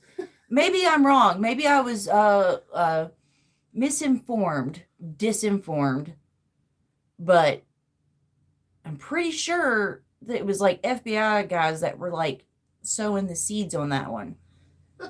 I don't know, but well, does it matter? No. Because either way, you know, they got their scapegoat people that are gonna take the blame, even though the FBI was like, dude, you should totally kidnap the governor of Michigan. You hear that from me. You didn't hear that from me. It was on local news. Even the MSN reporter was shocked how horrible the FBI. Yeah, I mean, I people say like this is the worst it's ever been. I'm like, do you know the history of the United States? Do you know the history of the United States? Like, literally, our country was founded on genocide and slavery. Like, the genocide of one group of people, the enslavement of another group of people. Oh, and by the way, the only people that could vote was like rich white males. And then it was like, well, if you own land and you're a male, you can vote. Oh, now if you're a male, you can vote. Now, I guess we'll let women vote in the 20th century. And then after that, they were like, minorities, maybe. And then after that, they were like, basically, voting doesn't count anymore because now we have machines and gerrymandering. So, equality, everybody. Nobody counts. Doesn't equality feel good? It's like once everybody got the chance to vote, it's like it meant nothing after that. It meant nothing. Not that it did before, because not everybody could vote. So, voting meant nothing then. It means nothing now because of other ways they have to rig it. So it's like, equality, y'all. Which is that's not what we were asking for. We were just like asking that everybody's vote counted, but they're like, we'll treat you equally shitty. How's that? Oh, equality. You want equality? You want to end slavery? Well, now equality, bitches, everybody gets to be enslaved in like the prison industrial complex. You get to go there. You get to go there. Like, even though we know that there's certain rates that certain people get locked up, other people don't. You know, certain communities get policed more than I'm telling you. You don't see police, squad cars rolling through Jeff Bezos's neighborhood and looking for criminals the same way that they're rolling through other communities and looking for criminals, even though you could probably find the same rate of criminals. If you start, I guarantee you're going to find more drugs in a Lamborghini or was it Maserati or whatever these other Bugatti, what are they all in an Audi? But like you'll probably find more drugs in that car than you're going to find in like, the Dodge Neon. Maybe. You might find better drugs in those. But yeah, they're just going to have more of it because they have more money. Like they're going to have more expensive drugs. But like, they're all doing drugs, right? Everybody's doing drugs. Some way, shape, or form. Like you're going to church, you're drinking your coffee, you're smoking some weed. Like everybody has their drug of choice. But the problem is that the rich people don't get pulled over and the poor people do. And who gets stereotyped as poor people always? Minorities. Even though like now it's like maybe not. So now you have instances where there's like who was that? There was a famous director that happened to that he tried to go and like deposit money into his account and they arrested him. And it was like, oh, you don't know, you didn't realize you just fucked up. Like, because they're like, oh, you don't have this much money. This is obviously a fake. And they like arrested this dude. It's like, that's not how things work anymore, man. You can't just do that. communism, fascism being spoken of as threats when both our systems, both of those systems are dinosaurs, the hybrid regime. Yeah, we're past communism. We're past fascism. This is a whole new thing, and I keep bringing this up, and I'm so glad that you brought this to my attention, Michael, because people are talking about this. It's like, but they want us to go and they want us to chase this, they want us to chase that, but it's like, oh, every avenue is broken. It's like, yeah, because that's the hybrid regime. That's the hybrid regime. They want you to think that there's an option there when it's really a dead end. It's a dead fucking end. They want you to keep voting and putting your ballot into the box, which leads directly to a trash can, basically, at best. Like, you're putting your ballot just directly into a trash can. You have no way of knowing where that went. You have no way of knowing if it was counted or which way it was counted. You have no clue, but just say, I believe in Santa, and cast that vote out into there. I mean, like, if you bought anything off the internet, I mean, you could buy a pack of gum, you could buy a fucking spacesuit, a dildo, anything off the internet, and you could track every single step of where it is. Every single step of where it's at. It's like right now it's in Michigan. It's in a processing plant in Michigan. Right now it's being racked up. Like, you can do that, but your vote is like, well, I hope it gets to where it's going. And you can't even document that you voted that way. If you can prove that your vote got counted a different way, if you document the way that you voted, it's automatically cast out as invalid. So it's like, even if you can't prove it, you're breaking a law by proving how you voted, which seems pretty fucking ridiculous to me, but what do I know? What do I know? I got distracted from this article because I started talking about movies. Yeah, not enough people to vote, and the people that do vote are so brainwashed and like party centric, right? If we had a group of people that were out there voting based on their moral values, whether or not their candidate had a chance of winning, I would love to see that. I would love to see people with the moral conviction to vote and the intellectual aptitude, like to know like the history of things to a certain degree, or the philosophy of things, to be in tune with themselves enough to know what they actually want and not just regurgitating, something that some talking point they heard on MSNBC or Fox News. Like, I would love to see a at least somewhat educated populace of people grounded in who they are and what's important to them, really making some choices. That would be great.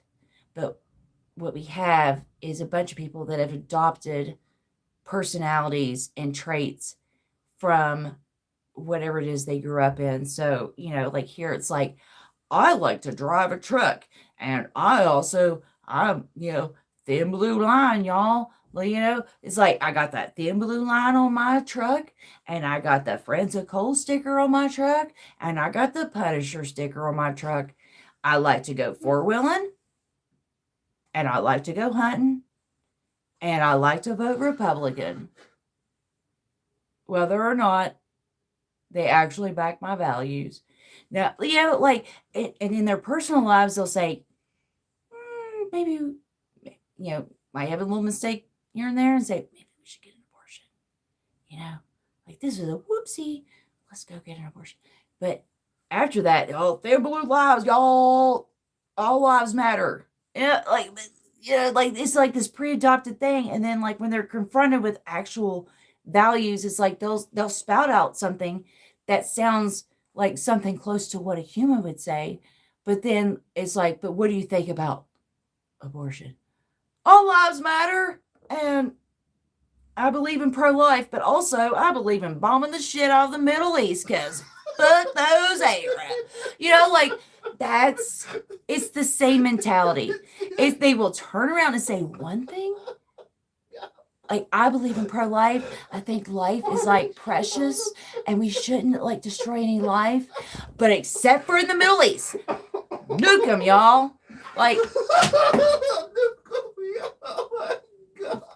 it's true, is it not?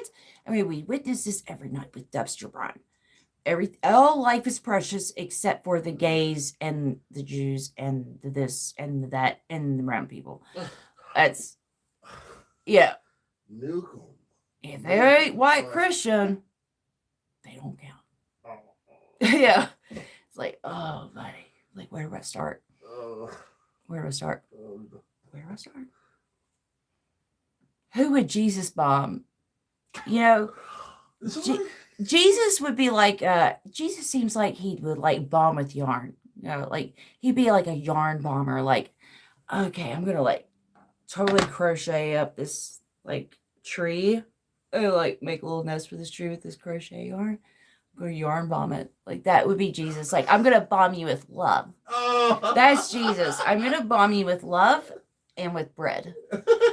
That's Jesus. Yeah.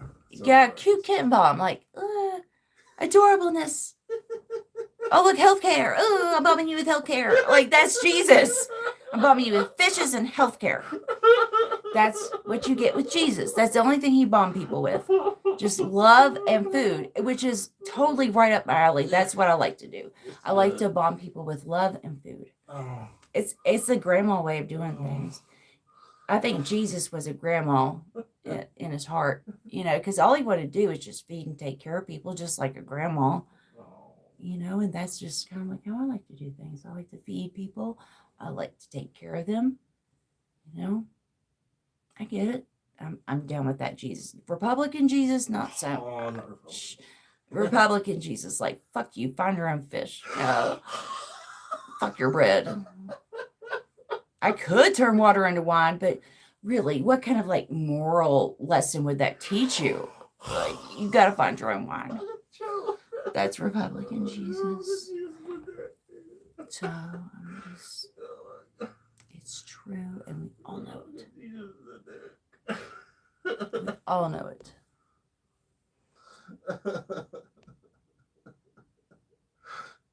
All they need are commercials and sticks in their ground.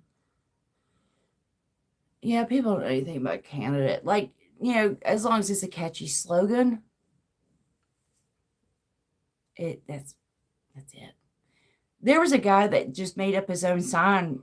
It was like just making fun of things. It was like, he said, fuck it, you know, wiener for office, you know, and he just made up like these fake ass signs and like just did it as a troll, like just made up a sign for his front yard.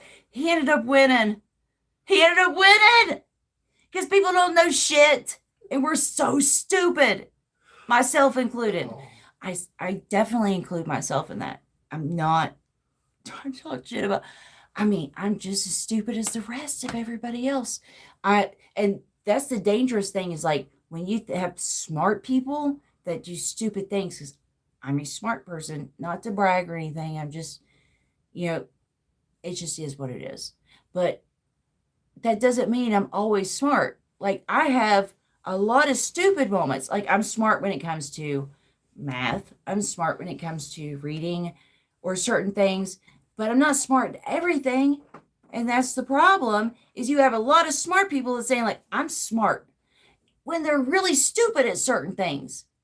Like, I'm smart in this area or that area. I know very specifically what areas I'm smart at. That doesn't continue into every aspect of my life, because I still make a hell of a lot of mistakes. I still get things wrong, but the thing is like I could apply myself in certain areas. That doesn't mean I can do everything all the time. I still have a very high capacity of stupid as a smart person. You know, and everybody has their thing that they're smart at. Well, I would say a lot of people, most people have things that they're good at, no matter what. And, you know, it doesn't make you a bad person. What, you don't know math? Fuck it. I don't know how to draw, like I don't know how to be on time for things, so it's like everybody has their thing that they're good at. It's just, it doesn't mean that we're all, we have our areas of stupid and we have our areas of smart. I know where my areas of smart are, and even then, I'm still valuable, like I'm still am able to set myself up. If I was too arrogant or confident, I could really set myself up for uh, some disasters just based on that. Even if I'm good in that area, it's like, well, if I just coast on my arrogance and I have a bunch of yes people around me, like some of these rich people do, it's like, well, yeah, of course I'm going to do and say the wrong thing. Just moral, and yes, that's the best way to put it. First Amendment. People don't need to be very smart. They just need to be moral and ethical. And I've found that out because I've spent so much of my life reading the books and learning things. And I thought if I just learned enough, I could change things. If I just learned enough and shared enough of that knowledge, I could change things. But that's not the case. The best thing you could ever do, I would rather be a stupid, morally upright person than to be a smart asshole. Like that goes so much farther. Like I would rather be a dumbass, just totally just stupid at I would rather be dumb at everything. Just chuck all those books out the fucking mental window. Just chuck all that knowledge to the side and just be a good person. Because that does so much more to help people than reading all these books ever did. Reading all these books gives me knowledge about like how the system works and all this stuff. But when it comes to like helping or doing better, it's like I didn't need any of those books to be a better person. Like all I had to do was just go out there and help people. You know what I mean? I hope that makes sense. Because it's like, I mean, I can learn all about the laws. I can learn about social, political science. I could, learn all this stuff. But at the end of the day, it's like we still all know that Nancy Pelosi is corrupt. We all still know that Joe Manchin's corrupt. We all know that Donald Trump's corrupt. Like, like we all, at the end of the day, we all know these people are still fucking corrupt. Do I need a political science degree to tell you that these people are fucked up? No. Unless I wanted to get on MSNBC or something, which I have no desire to do. But that's just where we're at. And it's just like, did I need all that? No. All I need is like, hey, this person is in pain, they're in need. I'll help them. That's it. I didn't need all that. I just made it way more complicated than it needed to be. But again, that's part of like how I was raised was like, learn everything you can. If you lift a book, you don't have to do hard work. If you go to college, everything will be taken care of. Just be smart and work hard and everything's going to turn out okay. But that really isn't the case, is it, anymore? I mean, maybe at a certain moment in time that was true, but probably not so much anymore. You gather knowledge through life with age. I wish I would have known that. I could have really enjoyed my 20s. Like, I wish somebody would have told me that at a young age. Like, it's okay not to be educated. Just be a good person. I'll be like, shit, yeah. Like, dude, let's have fun. Let's have fun and, be good to each other. But instead, I was like, let me read all the books. Let me read all the books. Let me learn all the things. Let me write down all the notes. Let me go to college. Everything is so important. Everything's so important. But it's like the important thing was everything I was doing all along. And all that stuff just distracted me from the fact of just being good to people. You know what I mean? It's like I was so focused on like, I'm going to go through the system. I want to do this thing. It's like I could have just spent that time like feeding homeless people. Or, like just stuff like that I could have done. But instead I was like, I got to learn theory, bro. I got to read all this theory. Children teach us we should run. Yeah, I mean, and maybe that's why I was able to catch on to it, because my kids are just, I don't even know where they got it from. Like, they're so good with people. I mean, like, I took Eli to the library, and he was talking to the librarian. He goes, what's your name again? Oh, Kate. Kate, it was so nice to meet you. I can't wait to see you again. It was really been a pleasure. And he walked through this whole thing. I was like, who are you? Like he sounded like he's 10 years old. He sounded like he was in an interview for a job. And he's just like, Kate, it's wonderful, nice to meet you. I mean, shook her hand. Really, I mean, you just been such an angel. It was like, and she was like, oh, I was like, he's dead. And he didn't get these social skills from me because I'm not that good with people. I'm not. I mean, like, I try, but I'm not that personable. Like, I'm caring, but I'm not friendly. It's like, here's some bread. Here's some bread. Here's some dinner. All right. Yeah. Like, and Eli's like, hey bud, how you doing? Hey, I remember you from last week. Hey, how's it going? Anything change up? He's in there, he's schmoozing people. He's in there just making the conversation. Hey, bro, here's some bread. See you next time. Like going on. I mean, like he is so good at. He's got the people skills, and his dad certainly doesn't have them. I don't have them. I don't know how he learned them. I wish he would teach me. He's so good at it. But yeah, that's like the kind of person that you need. You just need that guy that just like guy or gal, that's just in there. It's just like happy to be around people, just happy to help, in there talking to people, lifting their spirits up, helping them out with the stuff that they need. And do you need to learn theory? Do you need to learn, Nietzsche in order to do that? Do you need to learn Plato in order to do that? No. It's just basic human instinct. And we get conditioned so often to ignore that. It's a sign of weakness. It's a sign of this. It's a sign of stupidity. If you want to get ahead, you got to be self-sufficient, and you can't help other people. And you got to pull yourself up with a bootstrap. And we get so diluted with all this bullshit thinking that an 8-year-old is looking at us and saying like, "What the fuck's wrong with you?" Like a child could look at us and say, like, why are you making it so complicated? Why are you doing this? And we try to make it complicated. Oh, you just don't understand in your young age. But they do. They do understand better than we do. And we just like come up with all these excuses to make it okay to bomb other people, or make it okay to go to war, or make it okay to have homeless people or whatever. When just a child knows way better than us as to how we should be treating people. For sure. For sure. Hold on. I'm still here. Let me get some water. I gotta get some water. I need to hydrate. I had a relative tell me I don't trust Putin. I said I don't trust any of these fucks. Like these fucks that's in office, like I'm sure that there's a lot of lies and stuff that get spun about Putin here, just like there's probably like a bunch of truth that gets told about our leaders that we don't get told in other places. But do I think Putin's...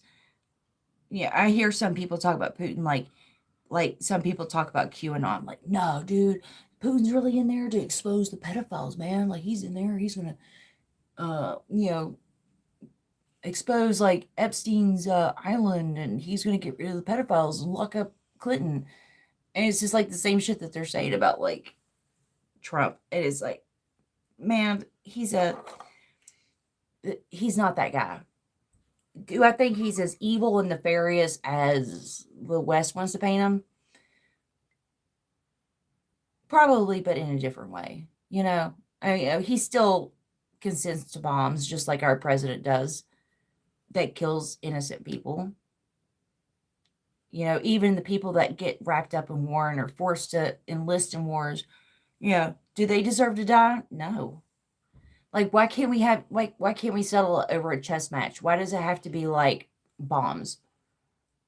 Why not have mechs on the moon? What do like rock'em sock'em robots, like just go in there, hungry hippos, Oh, yeah, use that as a war. Yeah, that's our war. We're all going to choose a hippo, and whoever wins, you know, that's who gets the land. Like, why do we actually have to like blow people up? And then what does it all end in? It all ends in concessions and talk and peace talks and treaties. So it's like after you get done blowing up all the poor people, then all the rich people get to sit down and decide, how we're going to peacefully settle things. It's like, well, why didn't we do that in the first fucking place?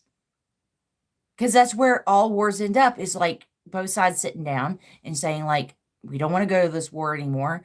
Let's figure out a peace treaty. But first, we just absolutely have to like blow each other up first. Like, I mean, can we not just settle that through chess or something? Literally anything else.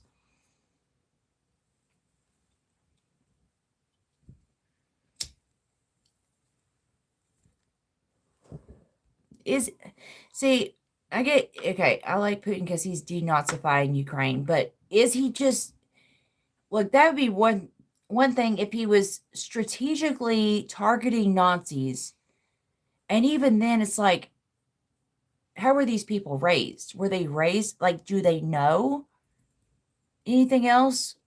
Were they introduced to any way of other thinking, or were they just raised to be Nazis? There's no redemption arc there for those people. They're not given a chance to learn anything else. It's just like strict label, you're Nazis, but that's not even how people are being targeted. It's not like he's just blowing up Nazis. I mean, my uncle is from the Ukraine, or was from the Ukraine. And yeah, he's passed away since then, but he was in the Holocaust. I don't know what his actual name was. Um, but he had to adopt another name in order to be kept off of the kill list because he was up to be killed in chambers. So in order to escape that, he had to adopt the name of somebody that had already died. And that was his name, and I don't know his true name, but that's how he survived the camps. And ever since then, he was doing aid to feed people and to clothe people and to educate people. And anybody that wanted to leave the Ukraine, he tried to, form a way for them to get here if they wanted to leave. He was such a sweet man, never had a hateful bone in his body, you know. But if he was in the Ukraine, would he be considered a Nazi because he lived in the Ukraine? If he got blown up by one of those bombs, would they classify him as one of the Nazis, even though he survived all that and did all the work that he did? He's like, not everybody that lives there is a Nazi. Just like here, there's plenty of Nazis here too. I mean, hell, a lot of our government is run by them. NASA, looking at you in particular. But yeah, a lot of Nazis run a lot of things around here, and they have for quite some time. But, I'm just saying they're everywhere. It's not just strictly the Ukraine. And those bombs are not targeting specifically Nazis. And even then, it's like, I don't want to kill people. I think killing people is bad, regardless of what a shit human being you are. So even if you're like the shittiest person, I still don't believe that you should be bombed or killed. I, I want people to have that opportunity to change, to learn and adapt and get better, you know? Because, I mean, like I said, I haven't always gotten things right. I mean, which one of us has?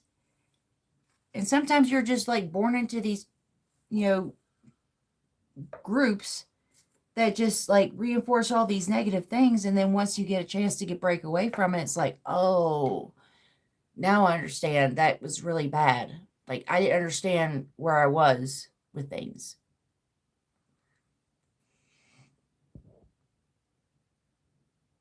Uh,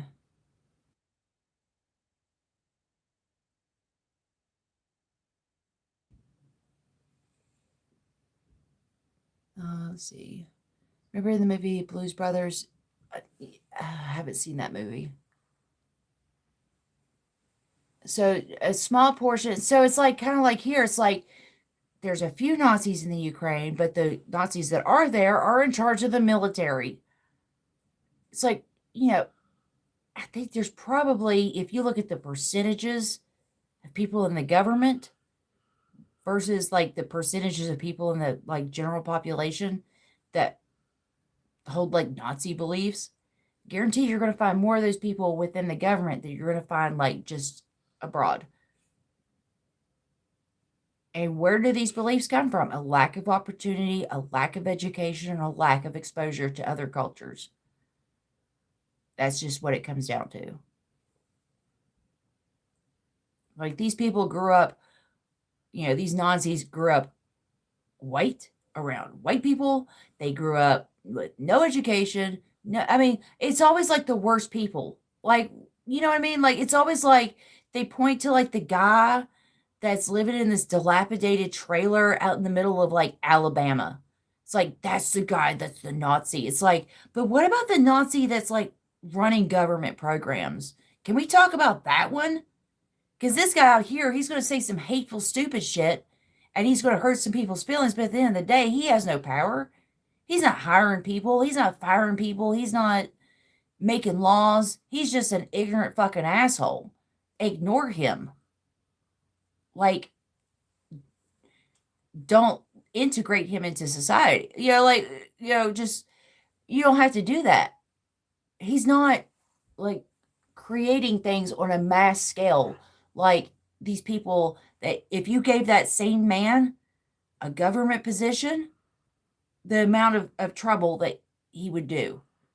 Just like you see some of these other people, like, and they're more closeted about their beliefs because they know that they have to say just the right things on Twitter, even though when they get into, circles, they'll just say, the blacks, and they'll whisper it, the blacks, they'll whisper it, even though it's like, it's the same fucking thing. It's the same fucking thing, but they have the self-awareness to know, like, I have to go on Twitter and when it comes, July and, retweet a rainbow sticker that Amazon put out.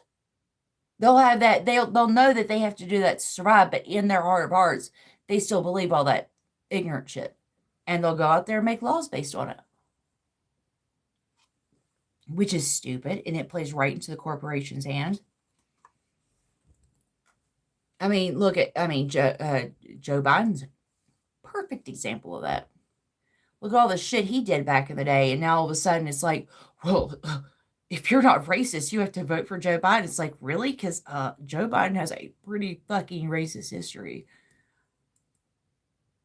And a pretty terrible one. Not just racist, but terrible, just a terrible human being altogether.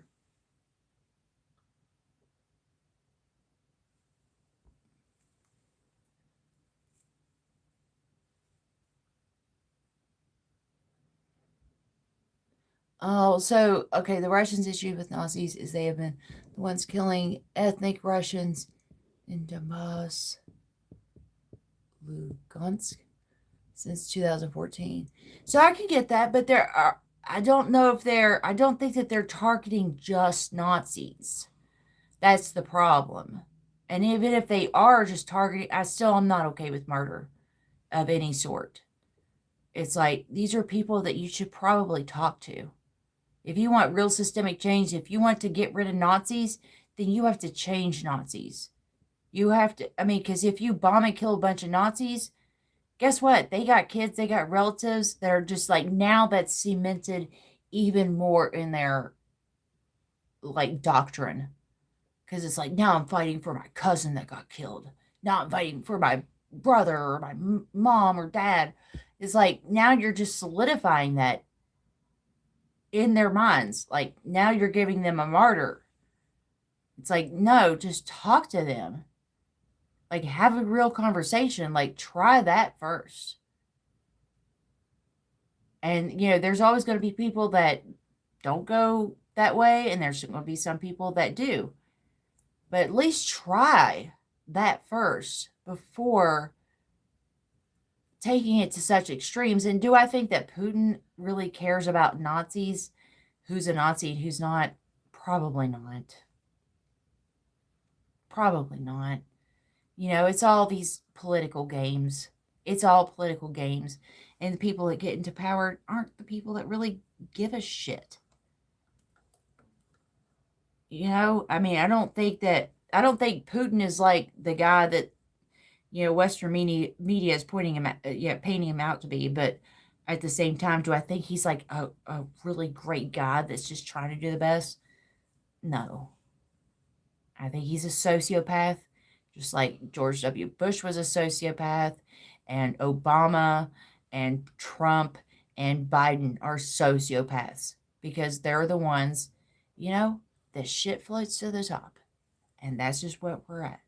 These aren't the best and the brightest that get to the top. It's the most ruthless, the ones with the most power. And I don't think those are the people that are like, let's find all the Nazis and get rid of them. Let's just like convert the Nazis to good people. And let's target Nazis to bomb. Like we were targeting terrorists in the Middle East. Right? I mean, how many non-terrorists do we kill? Mostly everybody. And the terrorists that we did kill are the ones that were like FBI funded or Saudi Arabia funded. It wasn't like natural, homegrown terrorists like, oh, we really cracked the code. We hacked all the emails. We've been spying on all these people, and that's why we know where the terrorists are. It's like they convince people to be terrorists. Yeah, Michael, 90% civilians. So please. It's like, so we're getting rid of terrorists by killing 90% civilians? Because that seems like a good way to really create some terrorists. Is that like, or like the Nazi cleansing? Is that their war on terror? Is that Russia's war on terror? Is like the cleansing of Nazis? It's like, we're going to get rid of Nazis, but every one Nazi that we kill, we're going to kill like, 20, 30, 90, civilians. But we got rid of that one Nazi. Like, I'm not a person. I am not somebody that can say who lives and who dies based on their beliefs, because beliefs can change, beliefs can evolve. And somebody that's an absolute asshole today could potentially be a good person tomorrow. And to rob them of that choice seems really wrong. Exactly. No Russians ever made my life any harder either. I have no problem with the Russian people. I have no problem with them whatsoever. I have problems with governments. And the governments that are run by corporations that tell them to do certain things. Because if the richest country on the face of the earth has been bought and paid for by the corporations, you best believe that the other cheaper ones, the broker ones, they're definitely paid off. If we as the richest country is paid off, best believe that all these other countries are paid off too, because that's chump change. That's chump change compared to buying the richest country in America. On the face of the earth, which is America. You know what I'm saying?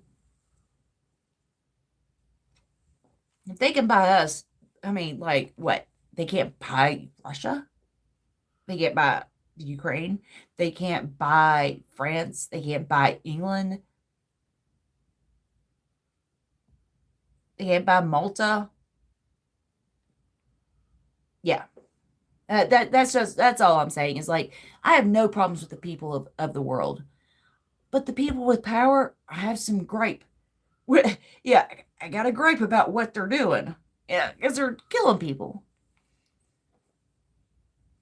That's all it comes down to. So, um, yeah, I got distracted from my news article, but basically, yeah, he reallocated a lot of millions of dollars, about $10 million, that could have went towards paying bills and stuff, and diverted it to Marshall, which he just so happens to be an alumni from. So go ahead and buy them a baseball field that they can lose on for the next forever. Because people here don't need electric or water or gas. They don't need heating. They don't need rent. You know what? Just so long as long, yeah, I don't care if I'm homeless, just so long as Marshall has their beloved baseball stadium. Right? That's the important thing. So when you end up homeless or your utilities get shut off, just remember that Marshall got a baseball field. And you can feel good about that.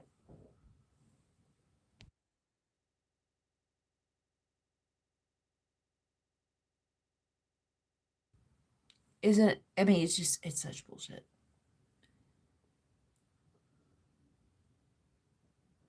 Yeah, I mean, just if you watch the Juice Media, they have excellent videos.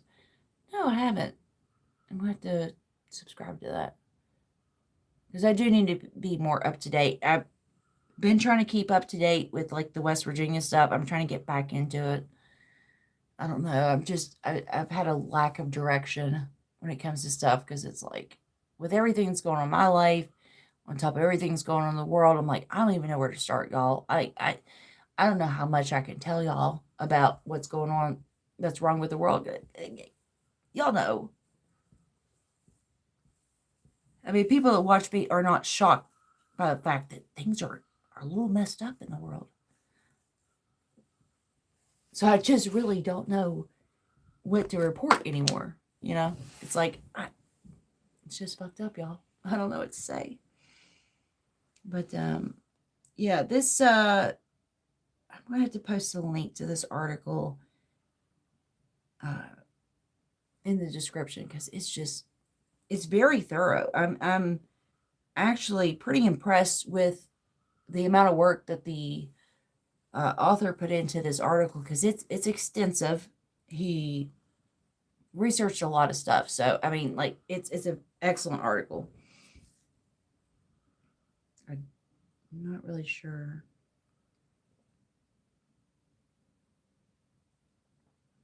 So yeah, but it's a lot of like nitty gritty, like in the weeds. Should put my head down so you.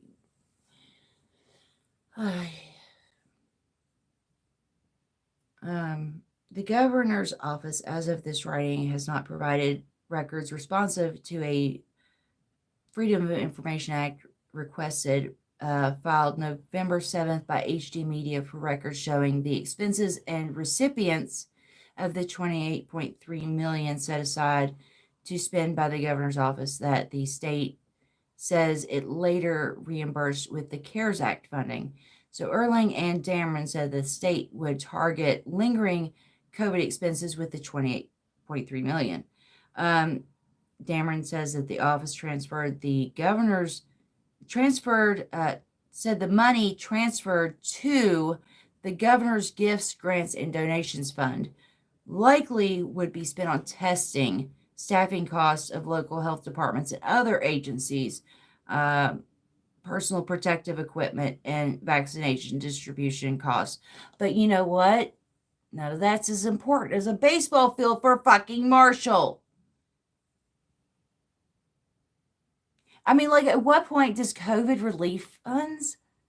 Like, you literally told people to stay at home. People wreck their whole entire lives based on their reporting. And then when they're like, hey, man, I'm staying at home, I can't pay my bills. I'm still struggling to get back on top because now the cost of everything is through the roof because of this shit. How am I supposed to buy eggs? And he said, but have you seen that new Marshall baseball stadium? It's pretty sweet. Like, I know you're paying $15 for a carton of eggs, but have you seen the new baseball stadium for Marshall? And doesn't it feel worth it to know that your electric got cut off so that they could have a baseball stadium?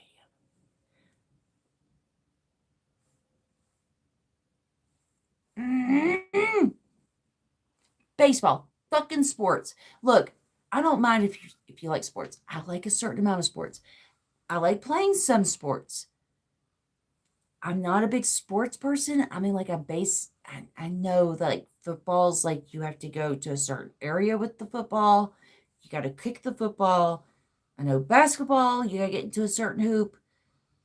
Sometimes if people touch you wrong, then you get to shoot a regular, what's it, a foul ball or whatever? Foul shot? Yeah. You know, I know a thing or two about sports, but if I had a choice of saying, like, hey, you get a new football or this person gets a health insurance, it's like, not trying to take away from your sports, but this seems a little bit more important than where somebody throws a ball around. Yeah, I think that this person should have electric over this person being able to throw a baseball in their hometown. Like they can still throw a baseball, but it might be on somebody else's baseball field. Okay, so where's the loss at? So you still get to play baseball, right? Yeah, but we don't have the home team advantage. The home team advantage is a real thing, right? And yes, it is a real thing. But I don't think that COVID money should be going towards that shit. Like, sell some fucking candy bars or something. Some Girl Scout cookies. I don't know what the fuck. But you know what? I'm pretty sure you're going to find way more people that are going to donate to your shitty fucking baseball stadium that you can lose every fucking game at for the next eternity than you will find people that will donate to people that, can't pay their bills because COVID lockdowns. People are way more willing to fucking fund a fucking baseball team, a losing baseball team, than they are to fund somebody that followed the government's rules, told them to stay at home, and now they can't pay their fucking bills. I don't know. That just seems like, I don't know, if it's money you got for COVID, maybe it should go to COVID related things like, I don't know, helping the people that you told to stay at home. I don't know. And you can still get your baseball field. You can still get your fucking baseball field. If it was that important. It's not, they can still play baseball. These are still people that were playing baseball, but now they get to play baseball at home. It's so fucking R-worded. Oh. To bring it full circle, it's not,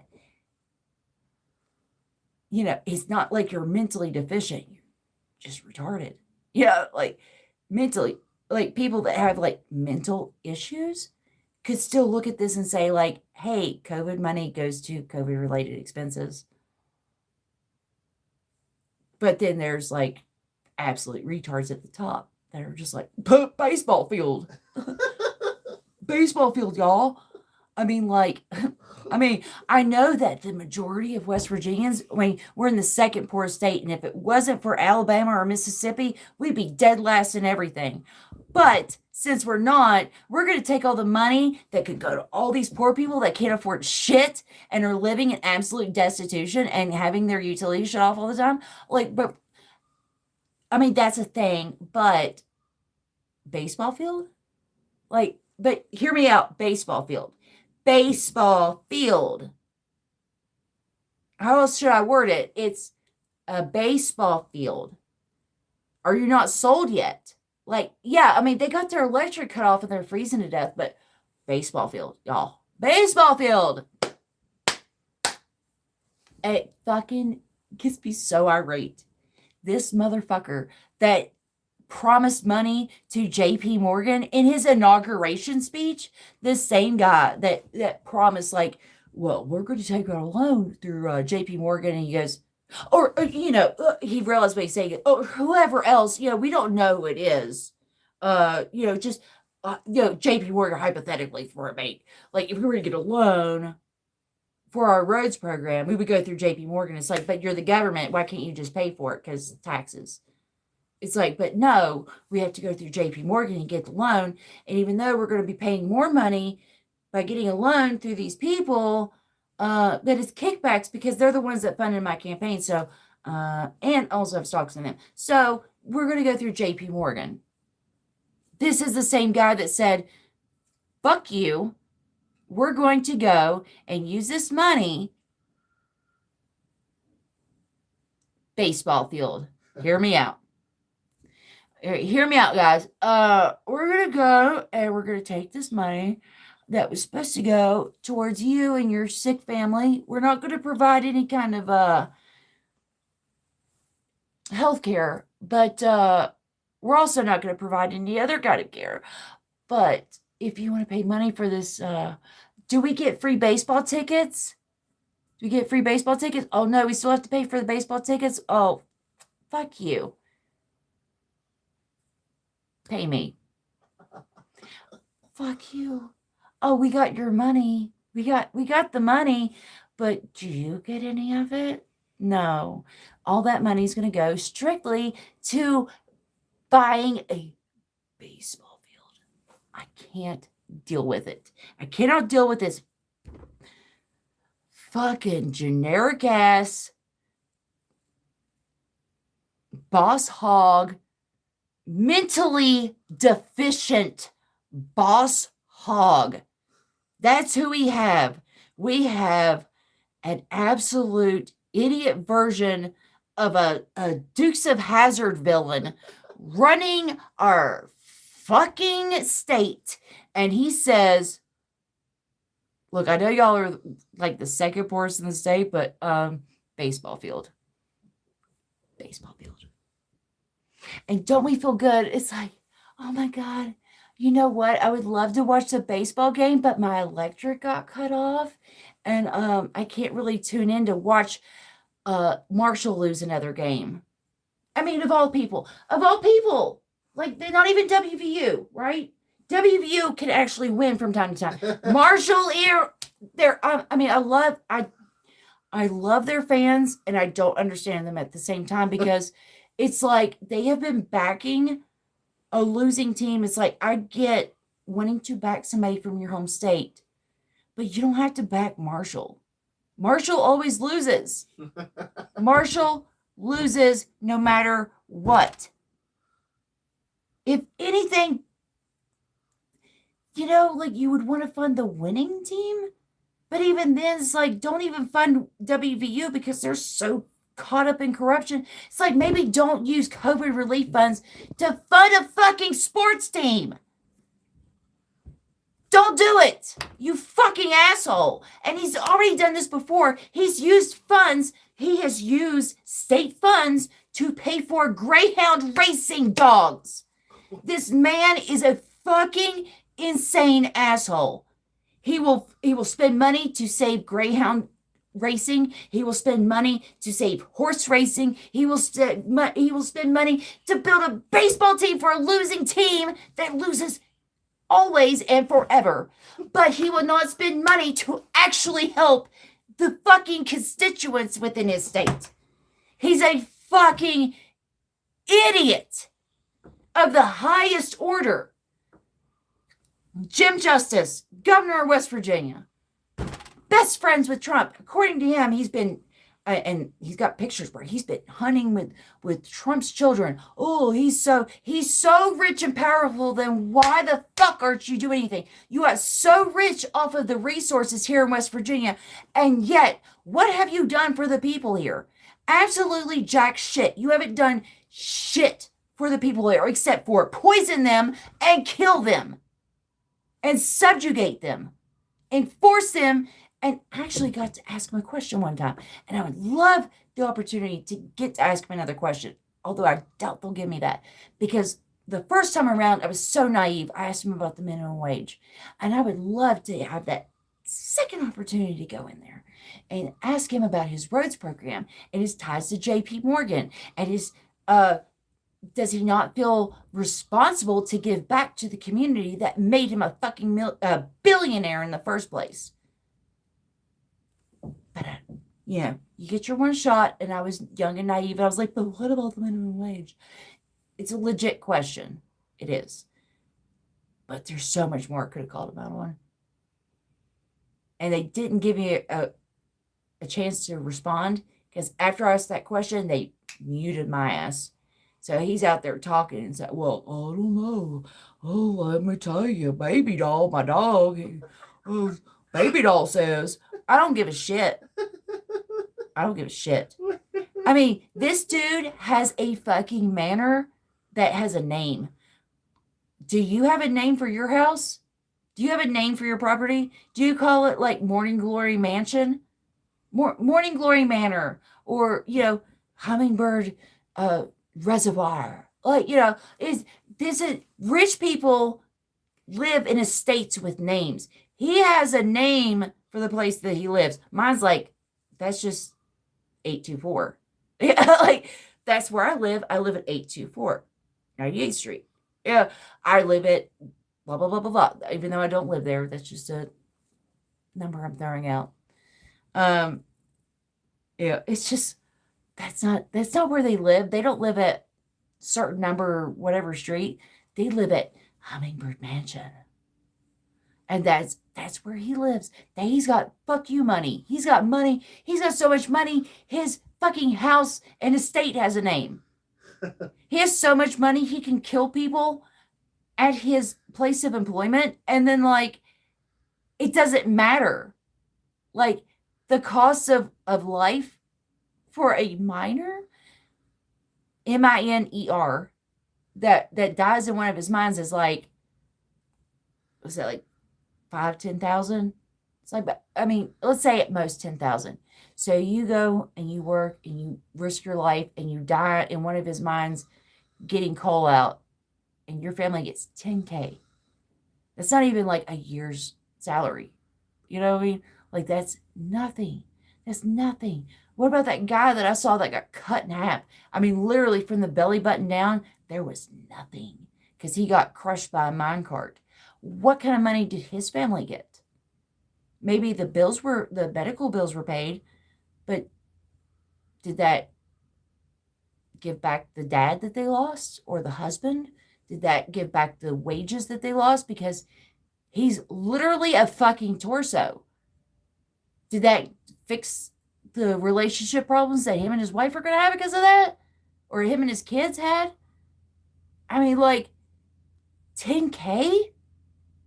And he didn't even get that because he didn't die technically. He was still a living torso. And so he never got the 10K payoff. Maybe his medical bills were paid for. And that's about it. He didn't get nothing for losing his lower body. And all he got was pain and anguish and misery for his family. What about those people? What about those people? But hey, he's a billionaire and he's the governor. And if he wants to build a baseball field, then he's going to do it. Right? Doesn't matter if he's a despicable human being. Oh, hey, Howard. I'm detecting a hint of sarcasm. Just a little bit. Just a little bit. I get a little sarcastic when it comes to this guy. It's like, I don't know.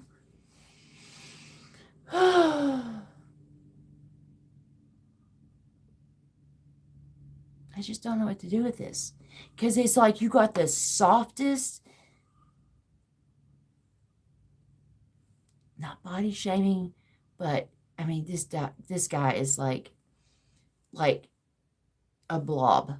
Just like, I can't say much in my current state, but I can move around without getting out of breath.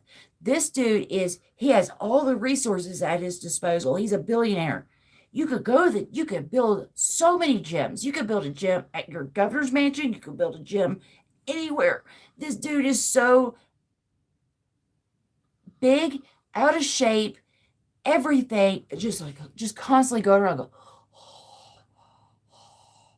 we should take all the money and give it the sports. I mean, he's the worst. He's the worst. He's so stupid and corrupt. He's stupid and he's corrupt and he's just a piece of shit. He's just an awful human being altogether. I mean, he promised JP Morgan money in his inauguration speech. I don't know what else to say about this guy. I mean, I have totally torn him limb from limb in all of my earlier videos, and I don't know what else to say about him. It's only gotten worse. Like, he's not a great guy. He's not he's not good. And yet, he's still the fucking governor. He gets to make decisions about my life, even though I'm vastly more qualified for his position than he is. Literally, pretty much anybody here is, because they have real life experience. I would gladly vote for Joe Schmo from West Virginia without knowing anything about them before I would vote for this dude. I would take my chances on that person, on a regular human being, than it would be for one of these, like, propagated, propped up, shallow, hollow human beings to be in office, because that's who we have to choose from. It was like either him or somebody that was worse than him. And it's just like, well, I don't get it. Why don't you bust your ass for $8.75 an hour? I don't get it. Well, baby doll just, sometimes she hunts and she's just a dog and I don't pay her nothing. It's like, buddy, okay, you would not show up to a meeting for less than $500,000. And yet you expect me to get up and bust my ass till my hands bleed, until my feet ache and my back is broken, and you want me to do that for $8.75 an hour, but you won't go to a fucking meeting to help people for less than $500,000? It's like, please, apply that to my way of living. If you think it's ridiculous that you should go and meet with people for free, like the peasants, you should listen to the peasants for free. That's gross. Well, guess what? Other people get $8.75 an hour to serve those people and get treated like shit every single day of their life. Every single day of their life. And they still have to get up and do it. Because why? Because they have rent. Because that's their duty from their job. And yet this guy is governor and he doesn't see fit to do the governor's work. He doesn't do the work. These are people that need to go. They need to go because they are not willing to do the fucking work. Like me, I've done way more work than he has as governor. I've created a whole fucking economic plan. Let me tell you, I created a whole economic plan. I did the research. I did the books. I got the statistics. I got the fucking numbers. I spent months dedicated to creating a fully fledged, filled out economic plan. Looked at every single route of, like, if I change numbers in this, how's it going to change numbers over here? If I add more numbers in this, if we increase these jobs, how's it going to impact this? And look at it, every aspect of who it would impact and mitigating harm while trying to raise us up out of this. I did that, and we would make bank. We would make bank because we have land, we have resources, we have hardworking people, we have people that know how to cook good, we have people that know how to work good. We have people that are smart. We have people that are, just good people. We have so many people that could do all these jobs. But no, we're not allowed to have nice things. We're not allowed to have those things. If it's not coal, we don't want it. Because why? The people that run things get money from coal. So we have to keep promising coal jobs to these non-existent coal miners so they can get into office. And meanwhile, there's no coal mining jobs left. There's really no coal miners left. I used to rail about this a lot, but anymore, it's just not really a thing. You know who hires the most? It's not coal mines. It's Walmart and schools. Our biggest job source here is most people are either teachers or they work at Walmart. Either way, they're probably making about the same amount of money. And you got this fucking rich fuck that gets to sit up there and be like, well, let me tell you, we should give money to JP Morgan in any way, shape, or form. And it's just like, I want to kick you straight in your fat ass right out of the office. I mean, if it came to throwing hands, I would win. If it came to outworking this man, I would win. If it came to outsmarting this man, I would win. But he has the power and he's the governor, and I'm just a fucking peasant. And what am I going to do? I can't challenge the governor to a fist fight. And I cannot challenge him to like outwit him because I already have, and I've won, and I lost. Like I've already made the economic plan that he should have had, that any of these senators should have had. Any one of them could have taken, I even pitched it to Paula Jean Swearengin. She would have none of it before she even won. She was like, I don't know, that's a little too progressive. She wouldn't even have it. Paula Jean Swearengin wouldn't even hear me out. And she was supposed to be the woman on our side. She wouldn't hear it. She wouldn't even listen to me because she wanted to get elected. In order to be elected, you have to kiss the ass of what? Jim Justice? Fuck off.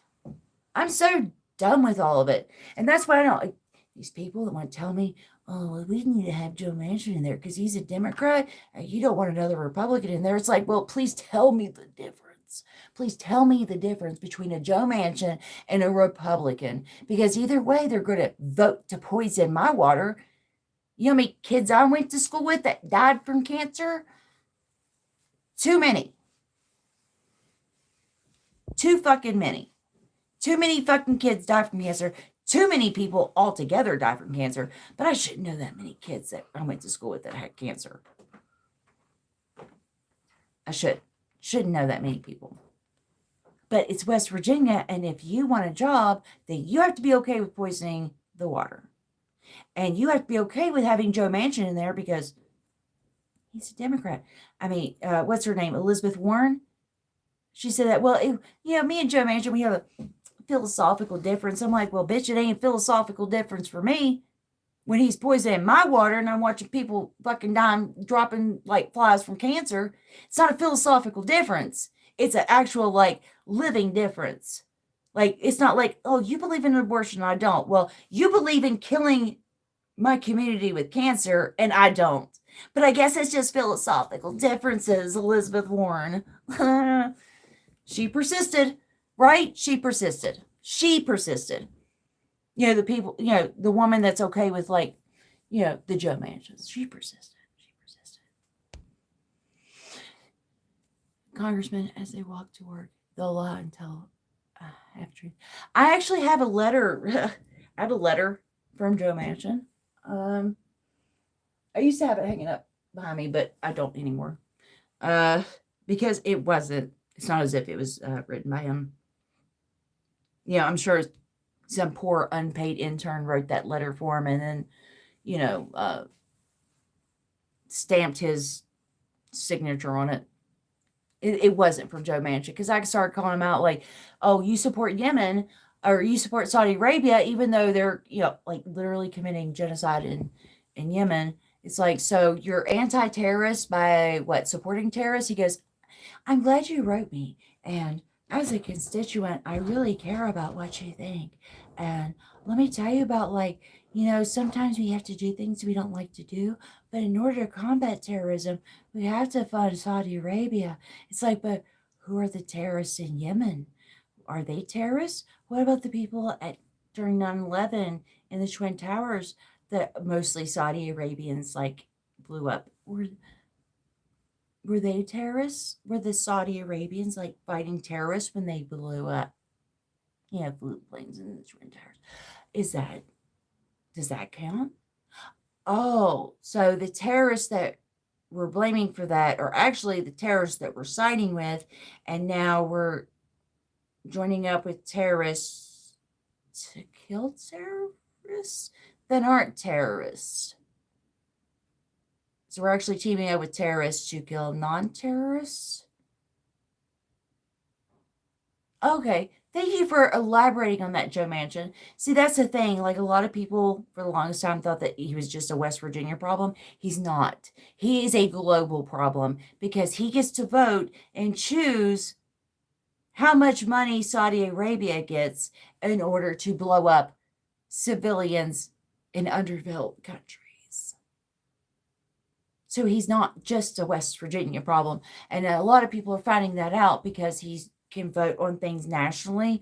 And because Rachel Maddow told them to be upset about Joe Manchin, now all of a sudden he's a problem. He's been a problem for a long time. And he's been fucking things up, not only for us here, but for us as a nation and us as a planet.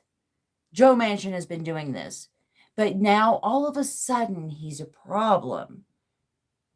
Or he was, until like the Democrats start losing. It's like, well, we got to keep Joe Manchin. It's like, why? He's not on your side. Like, he's not on your side. We got to keep him. We got to keep him because he's technically a Democrat and he's going to vote against us, but like, technically we got to keep him. That's my rant. I'm sorry.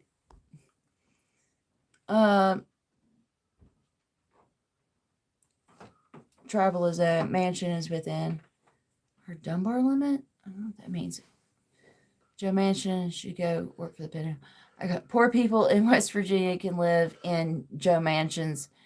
Live in the Joe Manchin's. And you know what?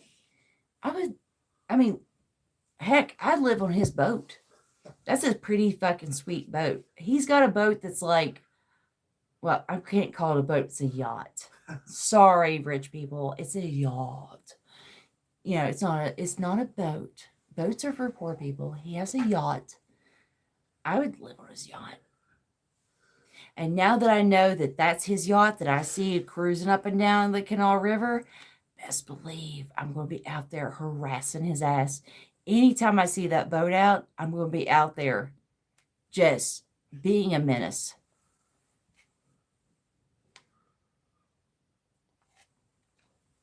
Absolutely. Because he's been menacing us for his entire political career. You know, it's only fair.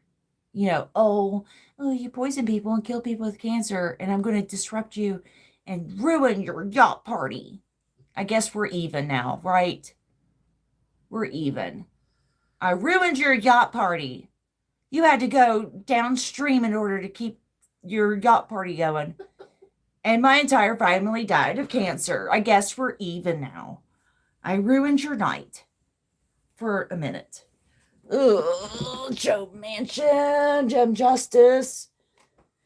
I'll be right back.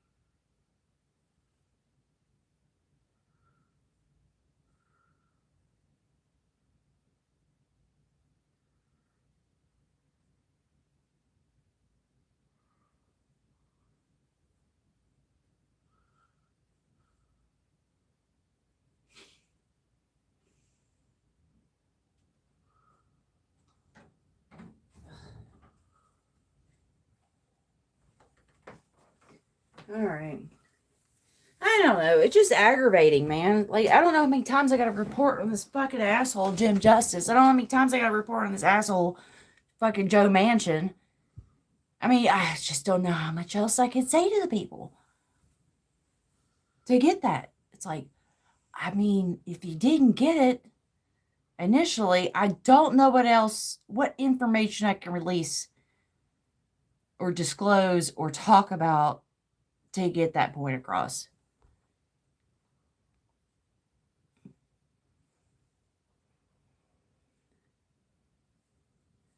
Pulling a slick move, leaning Dem party. She knows a Dem she can't win her next election. Yeah, I mean, didn't she originally start out with the Green Party and then she went Green Party to Republican to Dem again? Yeah, I mean, the geezers will go away, but we'll be left with a brand new, fresh batch of bullshit. I mean, they're already cooking it up with these people, the AOCs and such. You know, there's still going to be absolute atrocious assholes that are doing the same things, but people will be fooled because they're different people and think because they're using different words that and voting the same way that they're going to somehow do things differently. And that's the really troubling part because at least with these old, corrupt fucks in charge, we know what they are. We can see through what they are, but then they replace them with people that are exactly the same. And it's going to take another generation or two before people catch on to that. That's the problem. Like, I used to be so focused on getting Joe Manchin out of office until I realized the only option that we're going to be given is to vote willingly either Joe Manchin A or Joe Manchin B into office. And they're going to be fooled by the slick new nature. It's going to be a woman. They're going to say different words. They're going to say different things, but they're going to vote and do exactly the same fucking bullshit. So it's not about getting Joe Manchin out of office. It's about ending the system of corruption. Because as long as that system still stands, we're still going to keep getting the same bullshit people.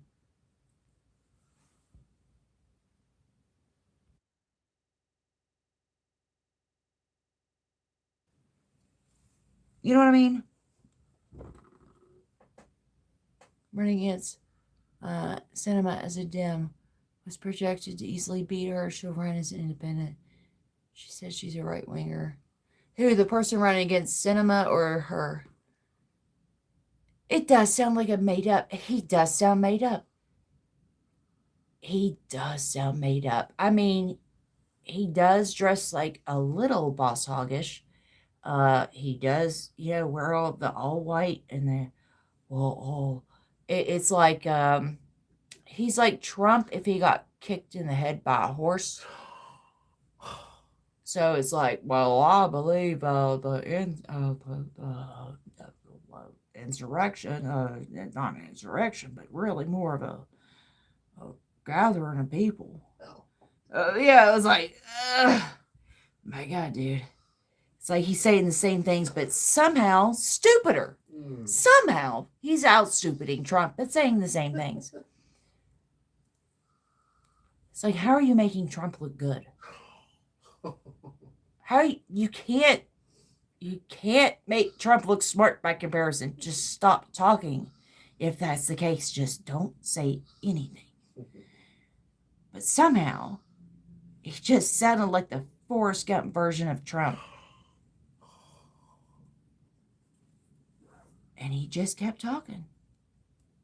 And he just kept thinking that Trump's his friend. Let me tell you about how Trump, my boys and Trump, they went, Trump's boys and my boys, they went hunting together. Well, cool. Cool story, dude. But all your laws suck. Y'all ain't doing nothing for anybody except for yourselves. So I don't care who your buddies with, because your buddies suck and you suck. But, what do I know? I'm just some dumb hillbilly civilian living here in West Virginia.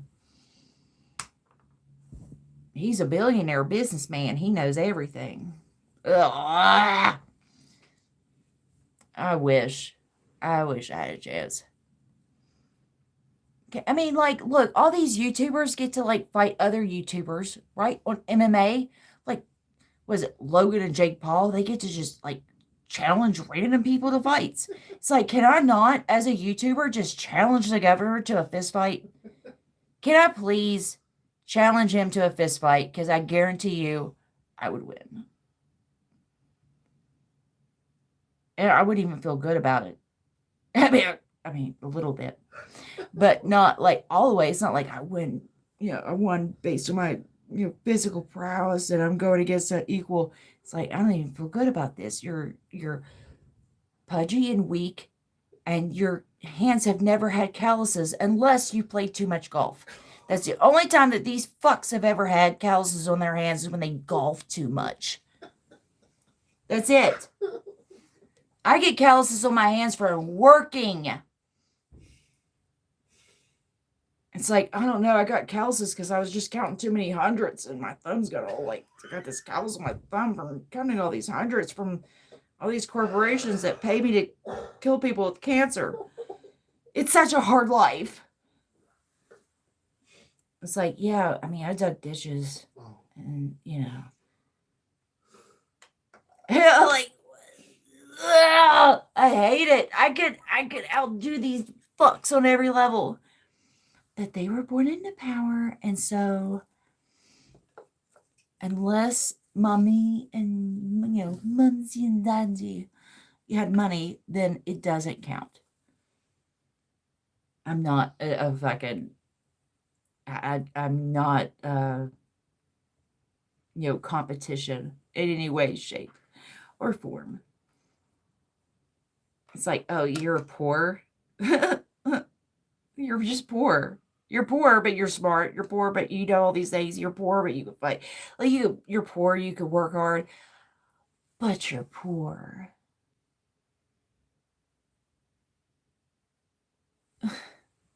It's just like, well, I guess since you put it that way, even though I beat you in every fucking arena, I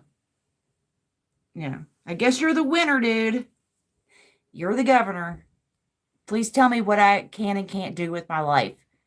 And tell me how much money I have to give you. Because you were born into wealth. Am I bitter? Yes. Am I a little butthurt? Yes. Because, I mean, it's just like, literally, I could whip this dude's ass 10 ways from Sunday. But, he's the governor, and I can't challenge the governor to a fist fight. I can't even challenge him to a fucking math fight. I mean, outmath me, dude. He can't. He can't even outmath me. Like this dude is the one that can't understand how numbers work. He's the one that's making decisions about the numbers that should come out of my money. That dude. Oh, no, that's Nick.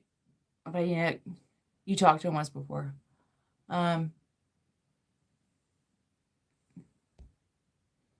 Yeah, I mean, like, can we please bring back celebrity death matches?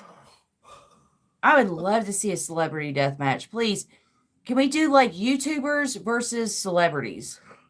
Can we put like me up against Jim Justice? Like, not literally. I would never FBI, CIA, NSA, whatever acronym you are. I would never literally, physically hurt anyone. Nothing like that.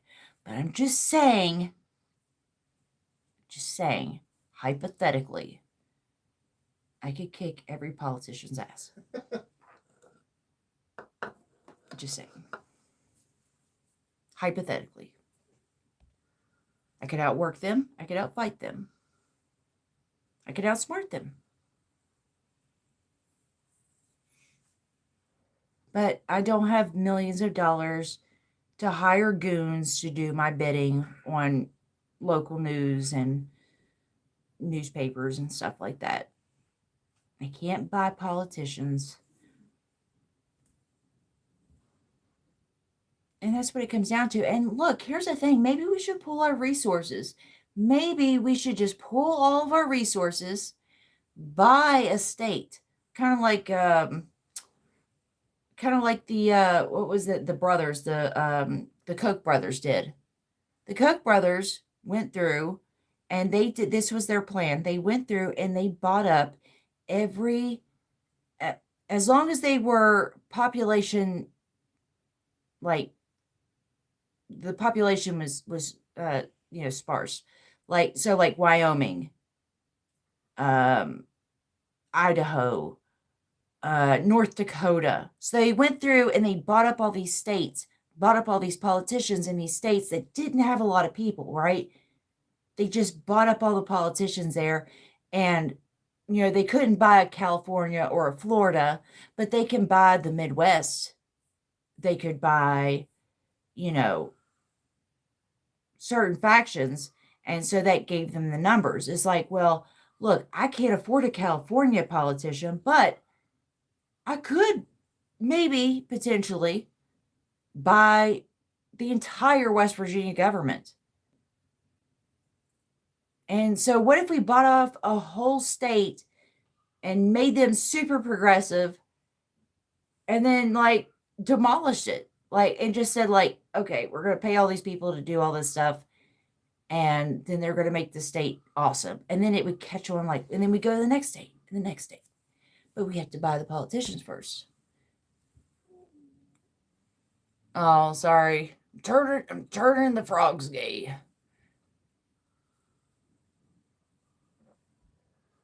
And the rusty shacks.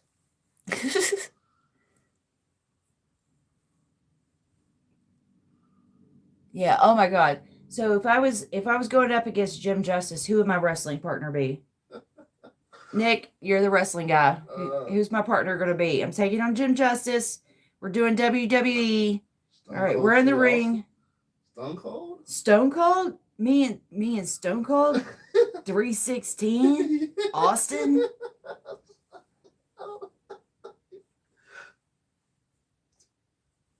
I can see it. Okay. I can kind of see it. I can see it. I can kind of see it though. Me and Stone Cold, like, get it, coming in from the top rope.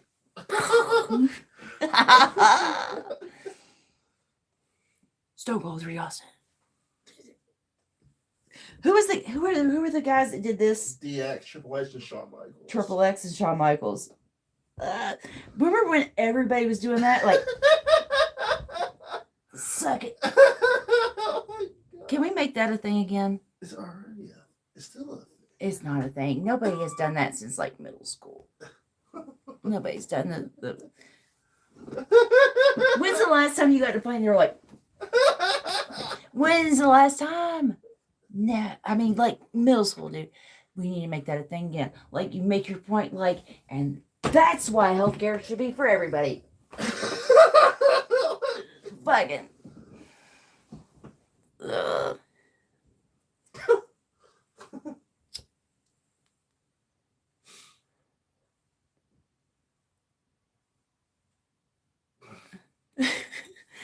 Jack Leonard over. I would love, you know what I would like more than anything? I would love for the people of the world that are in power, the Hillary Clintons, the Donald Trumps, the Joe Manchins, all of them. I would love for them to see and understand the harm that they caused and feel bad about it. That's all I wish. It's just be like, yeah, I was fucked up, man. I shouldn't have done that. I would love to see that. And I would love to see them change. I would love to see them working the drive-thru of a McDonald's. I would love to see them do that for 1 year of their life. Work the drive-thru of McDonald's. See the true hell that you are putting on people. The true hell. Be the Walmart cashier. Be the McDonald's drive-thru employee. Be those people. Understand the life that you are inflicting on everyone. Be it, you know what? Do the phone calls that are like, we heard your warranty's expired on your car. Be those people. And then come back and talk to me in a year. Knowing that you have no access to your trust funds, you have no political allies, you have no friends, you are done. You are nobody. Work that job, depend on that job for for your livelihood, come back and talk to me in a year. I'll help you through it. You know, like I got solid advice on how to get through those kind of jobs. Maybe not good advice, but yeah, it's something to get you through it. But they won't. They won't. They won't. Because they will never, they would rather throw themselves off of buildings than ever have to live working a job like that. Hey, Schultzy. Oh my God, can you imagine Hillary driving for Uber? She'd be like, let me tell you about something. And she'd do like the little, I'm going to drop you off at your location, but first you got to hear me out. She'd do the, and I'd be like, 0 stars. You get no tip. 0 stars. Obama should work at Best Buy selling drugs. You know where? Yeah, maybe Hillary Clinton should maybe work in Haiti. Considering all the horrible shit that they've done there. Maybe work in Haiti. Do the DMV at Haiti, Hillary Clinton. That's where you go. Just go DMV straight.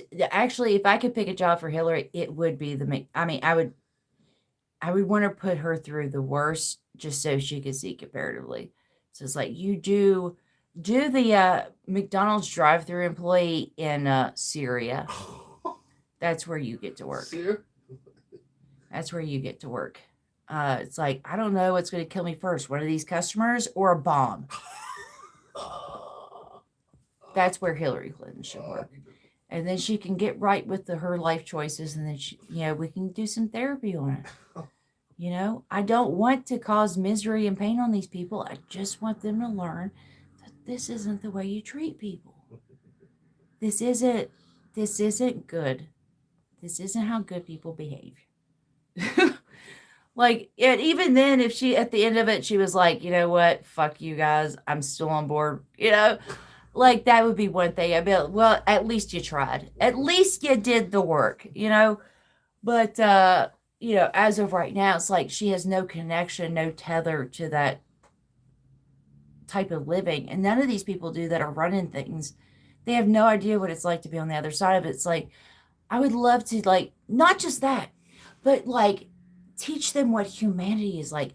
Like, this is what, dude, like, you know how you feel after you sell out a bunch of people and get, like, a bunch of, like, corporate kickbacks? I know that feels good. You think that feels good, but have you ever experienced friendship? Oh. Have you ever had a hug? Like, I don't know if they've ever had, like, true, I kind of feel bad for them because they were molded in this. They were developed. They came from rich sociopaths that molded them to be even richer, even more horrible sociopaths. So it's like, I don't know if I will like blame them that much, but it's like, at least to have the opportunity, like, oh, this is what I've been doing to people. Oh, that's not good. That feels bad. That feels bad when that happens. Like sometimes they need to learn that way. Like, and then come back and just say, like, so do you want to keep doing this? It's like, yeah. It's like, oh, but at least you learn what it's like. At least you know what it's like to be the people, But now it's just like these people, like they look at us like we're not people. They look at us like cattle or cannon fodder or something like to be exploited or used or sacrificed. And it's like they don't understand that, like, we are actual human beings.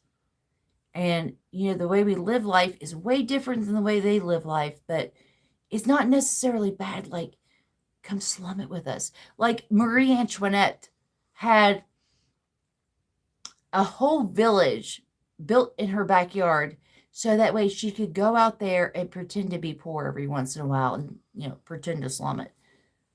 And what happened to her? I don't think it was good. I don't think she ended up in a good place.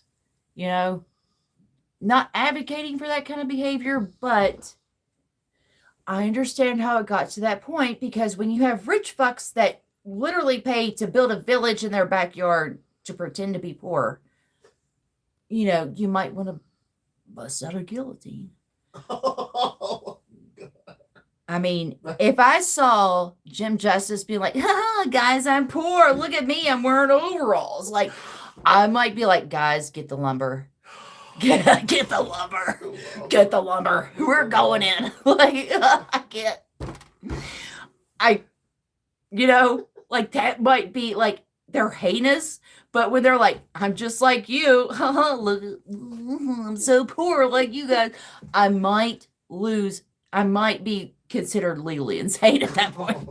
Like, I can't be held responsible for my actions if they act like that. But I'm not saying to do that because I think that that's bad. I'm just saying, like, I understand that instinct. I understand the instinct, because there's a thing that feels good and then there's the thing that's right. And I don't think that hurting people is a good thing, even though sometimes it feels right. When it's these people, it might feel real right. When you got this big, fat ass boss hog, dumbass motherfucker that's up there like, well, 875 is enough to live off of. Oh, here's your cancer poison in your water. That might be enough to make people, tip over that edge. But I don't recommend it, because we have tried that in the past and it doesn't work. I think you have to eradicate the problem. In order to eradicate the problem, you have to show compassion and you have to bring people in. I don't believe in that, even though the emotional side says, like, that feels good. The guillotines feel good. But logistically, if we really actually want this problem to be solved, like, we actually have to, sit down and have a conversation and do things. And sometimes we have to sacrifice things, and it doesn't feel good. It doesn't feel good to help these people. It's like, I have to, not after everything you've done to us, like, we have to sit there and be the bigger person. We have to sit there and, be smarter and more compassionate. And we have to do all these things and do it. Yes, we do. And it doesn't feel good, because we want that retribution. We want that atonement. But what do we want more? Do we want the retribution, or do we want actual change more? Which one do we want in the long run? Some people will say justice. Some people will say revenge. I say, I want this. I don't want anybody else to have to go through this. So that's why I say, like, actually try to integrate them into our way of living. Because, we've tried the retribution. We've tried the guillotines before. Russia, France, it ain't going to work out. Because these are like high-level sociopaths. They're like parasites. They will go on to the next, host. So if things aren't working out for them in America or France or Russia, they'll just jump host to the next one that they can live off of. Unless you show them a way that, like, you can stay here, you can live here, you can keep your business, you can do all these things, but you have to do it in a way that isn't murdering and destroying millions of people. Like Coca-Cola, sorry, you can't have death squads. Coca-Cola can't have death squads. Sorry, I know that doesn't seem fair, and my laws and my restrictions, and the government's keeping me down. It's like, yeah, well, sorry, you can't have a fucking death squad, Coca-Cola.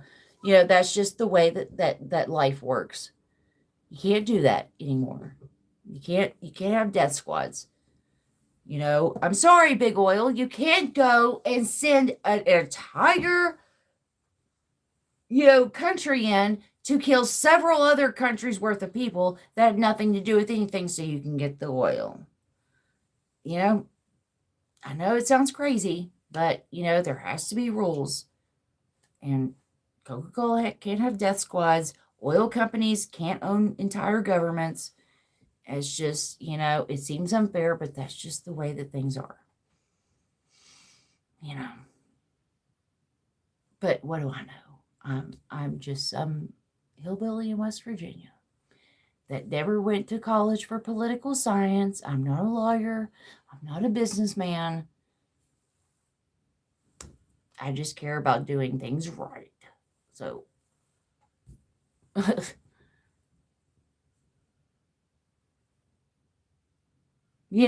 mean, like, there's so many instances that we're faced with that in our life. Like, this person, it would feel really good to punch him in the face.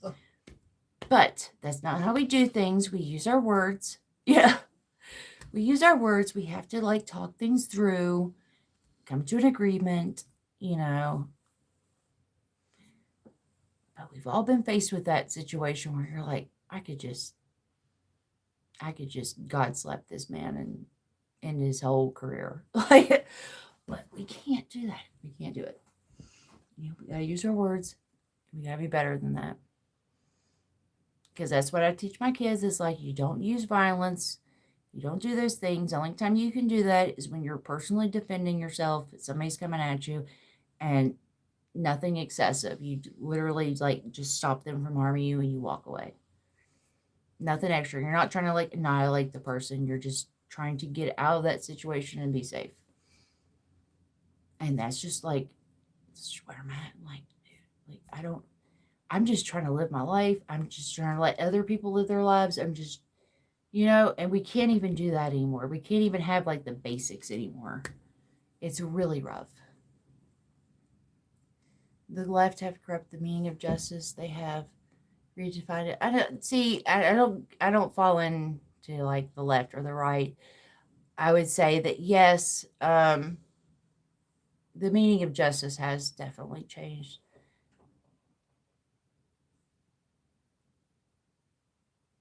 Over rich white males.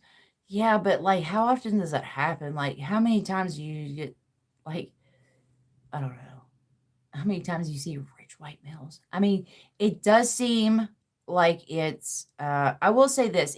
It might seem a little like out of balance because it's always these rich white males that are being taken down, but it's like traditionally those are the people that got put into power. So it's going to seem a little lopsided like why aren't they going after black people? Well, because, or Asians or Mexicans. It's like, well, because traditionally those aren't the people that were allowed to ascend to power. And it was usually rich white men, which is why we see a lot of old white rich men getting taken down because, like, systemically, those were the people with power.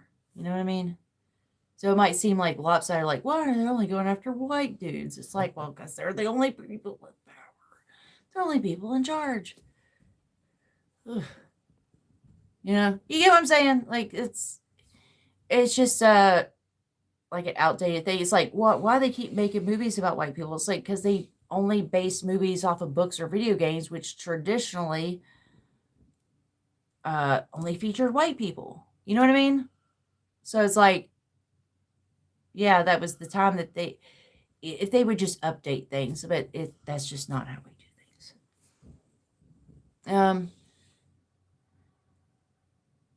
I don't have a hate for them. I actually do feel a lot of empathy for them. I hate what they do. I hate the pain and the killing and the damage and stuff that they do, but I also have a lot of empathy for them because I understand that they were raised a certain way, raised around certain people. I understand that, like, look at Chelsea Clinton. Look at her parents. Her mother is Hillary Clinton. Her father is Bill Clinton. She grew up in a White House full of Secret Service agents while her dad was getting his dick sucked by fucking Monica Lewinsky. So it's like, do you think that Hillary Clinton was the motherly type that was going around and hugging her and telling her how proud she was of her and making sure that, they spent quality time together? Do you think that they played Yahtzee or Parcheesi?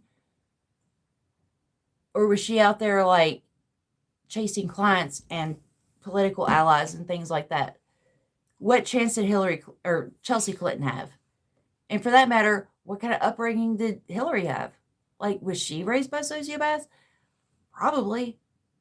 Was she born that way? I don't know. One or the other. Same thing with Bill. Like, you're raised by two absolute sociopaths.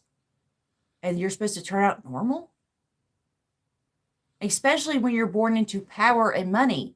Because then you're conditioned to think that that's the only thing you should chase. And that's the only thing that people want you for. So even when people want to be your friend, like, really, like, actually want to be your friend, you're going to think that they're just doing it for their money or your power. And you learn to never trust anyone and to only trust the money and the power. But you have to get more of it in order to be successful and to be loved. If you want any of those things, you have to attain more of that. And then that's how they're raised. And then they pass that down to their children and their children. And it's just like, I think that they deserve to have, they deserve to wear sweatpants and to say stupid shit. And they deserve to, like, have friends. They deserve to have a day out on not a yacht. They deserve to have a day out on a regular old boat, like a little speedboat, and go out there and go fishing with their friends and have, like, deep, meaningful conversations and to think about other things other than power and money. They deserve those things too.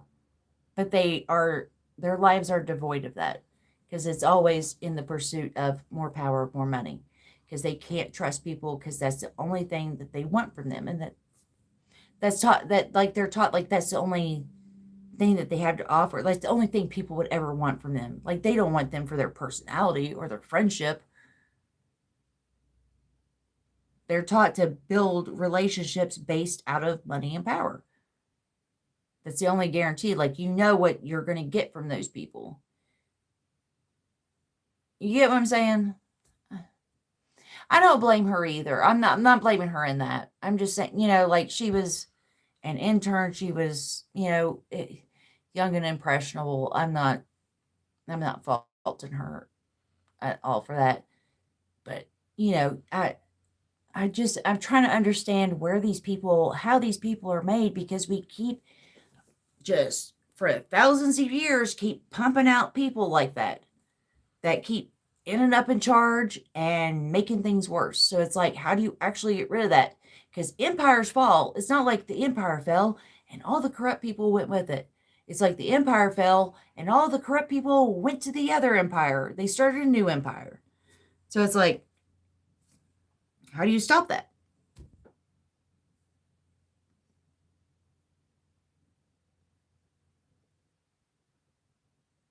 Stolen from taxes redistributed. Well, I don't think anybody. If you take the Rothschild money, that's essentially stolen from taxes and redistribute that. I don't think the world would complain. Yeah, probably not. I mean, and I don't think the Rothschilds should complain because, I mean, even if they did that, they'd still be filthy rich. She was used to blackmail. It didn't work. No, I mean, I guess it didn't work, but then also he got up there and said, what is. So it's not like he had the best of defenses. It was just like, I mean, he did what he did. But is it scummy? Yes. To prey on an intern? Yeah, there's definitely a uneven amount of power there. But at the same time, I kind of get it because it's like Hillary Clinton. Yeah, that sounds bad. But it's like, also, you're like the most, like, powerful person in America, and then you're supposed to go home to Hillary Clinton. Like, I could kind of see where he would want to just, like, go up there. I could not imagine coming home to Hillary Clinton. I could not. But he's a disgusting human being either way. He's not a great person, and neither is she. And I don't know anything about Monica Lewinsky, but in that situation, I don't think she's the bad guy. But I'm not going to rehash things that happened, like, 30 years ago? I mean, he's not the first president, and he surely isn't the last president. the bleeding heart liberalism that are not basic and cruel by nature. I don't, yeah, see, that's the thing. I just want to like limit the amount of harm that's done. I just want to, you know, there's so much harm and negativity out there. Like, can we just, like, even if it's just a small amount, I can't fix most problems, even if we had the answer to these problems, like, I can't fix most of them. But if I can do something to lessen the harm on people and to just make things a better place, then I'm okay with that. I'm okay with my little dent in the corruption or whatever. You know what I mean? Like, I'm not under the illusion like I'm going to fix all the problems and by the time I leave this earth, everything's going to be great. It's like, if I could just change a little bit, if I could just make life a little bit easier for people, a little less horrific, that's all I want to do. That's all I want to do. And we really have to start looking at these people in charge and looking at at their motivators, how they were raised. You know, I mean, when you get a job at somewhere, you usually have to go through a drug test. You have to go through a psych test. You have to go through a personality test. You have to go through an intelligence test. You know, there's all these methods of testing workers. And yet, if you want to run the country, they don't even drug test you. Like, you could be totally like just drugged out. I mean, you could be on heroin and meth. It doesn't matter if you're a sociopath. It doesn't matter if you could add 2 + 2, as long as you were elected, right? Like, I'm just saying that maybe we should be a little bit more, I don't know. We got to change things. I mean, we should be able to like rescind our vote. Like, if you vote for somebody and they don't do their job, you should be able to be like, I retract my vote in favor of the other person. And you should be able to change your vote at any point in time if they're not doing their job. Because a lot of these people get into office based on promising certain things that they have absolutely no intention of doing.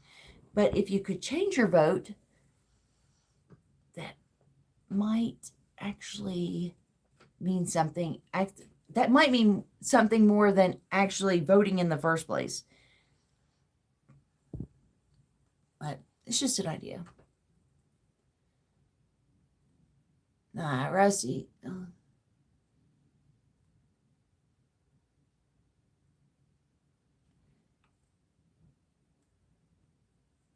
Pretty amazing. Clinton Crown family still operating. Yeah, I mean, they got a podcast, man. Like, here's like where we're at. The CIA in In-Q-Tel has a YouTube channel that they do podcasts on. In-Q-Tel has a podcast. Hillary Clinton has a podcast. Barack Obama has a podcast. This is the world we're living in now. And I don't even know how they can get up there and do like a whole set, like a whole podcast set. Like, you get up there and you talk for all this time and you can manage to say nothing every week without fail. But then again, they did that while in office, so it should be second nature. You know, it's just wild to me. Like, do you think that anybody gives a shit about your podcast? I mean, I listen to In-Q-Tel podcast more than I do Hillary Clinton. Like, I would never listen to it. Like, what do you want to say? What do you want to say to me, Barack Obama? Like, you're not going to say anything to me that I know, like I'm going to consider anything worthy of importance, because you already showed yourself in office. In-Q-Tel is a little bit more interesting because they actually do discuss like some of the technologies and stuff and businesses, but they get no views. They get no views on YouTube. Nobody's watching the In-Q-Tel. The CIA is literally coming out and like talking about shit. And nobody listens to it. Just like nobody watches the World Economic Forum videos on YouTube. Like, it's the World Economic Forum and they had like 600 views on a video about how they want people to Bugs. Yeah, like, you're not talking about that? Nobody's watching that. The body count. And that is like the most, it's crazy, even though I'm pro choice, I'm more pro life than any of these pro lifers. Because I've talked to pro life people that are like, I believe in fetuses should live until they're born. And then after that, let them starve, fuck them. I don't care. Send them to war. Let them get blown up. I don't give a shit if police kill them. I don't give a shit if we send them to war and they get killed. It's fine with me because I'm pro-life. Pro-life. Pro-life. And like, I'm actually pro-life. Like, I don't want to see people get abortions. I don't think they should be in that position. But if they got to, they got to. But then again, also, I don't believe in killing people in war. I don't believe in the death penalty, which is more than I can say about some of these people that are pro-life because they're like chomping at the bit to like go to war with some of these people. And they're like, to kill people, the death penalty, which cops should be able to murder people. It's just like fetuses. They're innocent. It's just wild to me. It's wild. It's wild. So it's like, just keep that same energy, man. Like, the same energy you have for fetuses, maybe like, let's just carry that over. Like, keep that same energy for, people that are already on the world.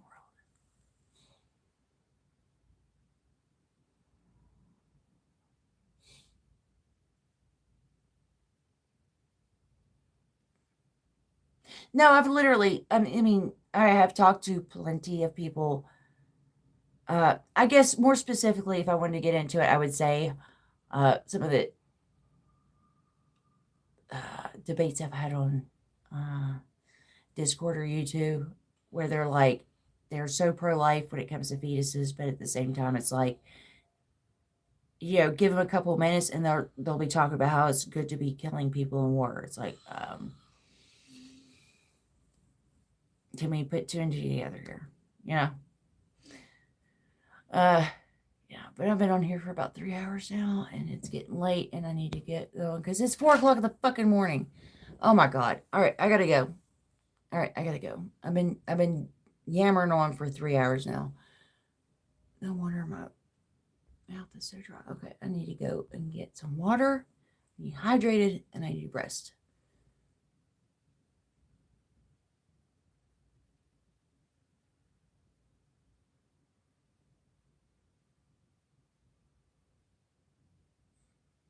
I mean, death is death.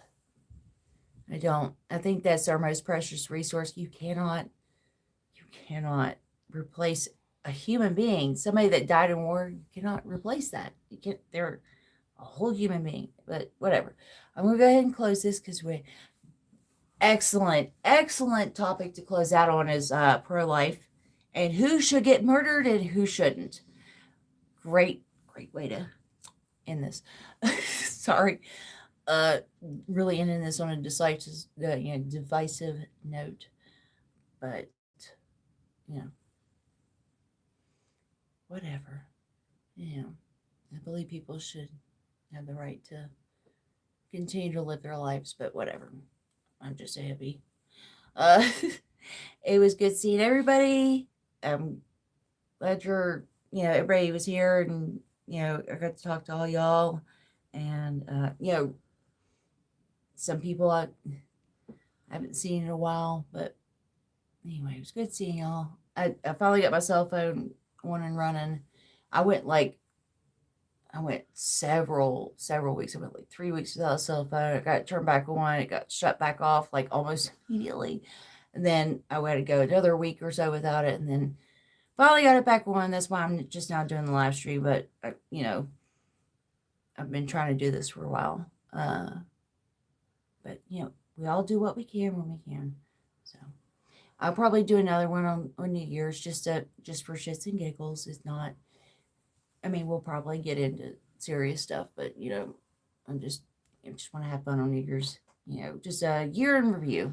So I'll be back on here on New Year's, and I will see all of y'all next time. thanks for listening and talking with me. And later, Gators.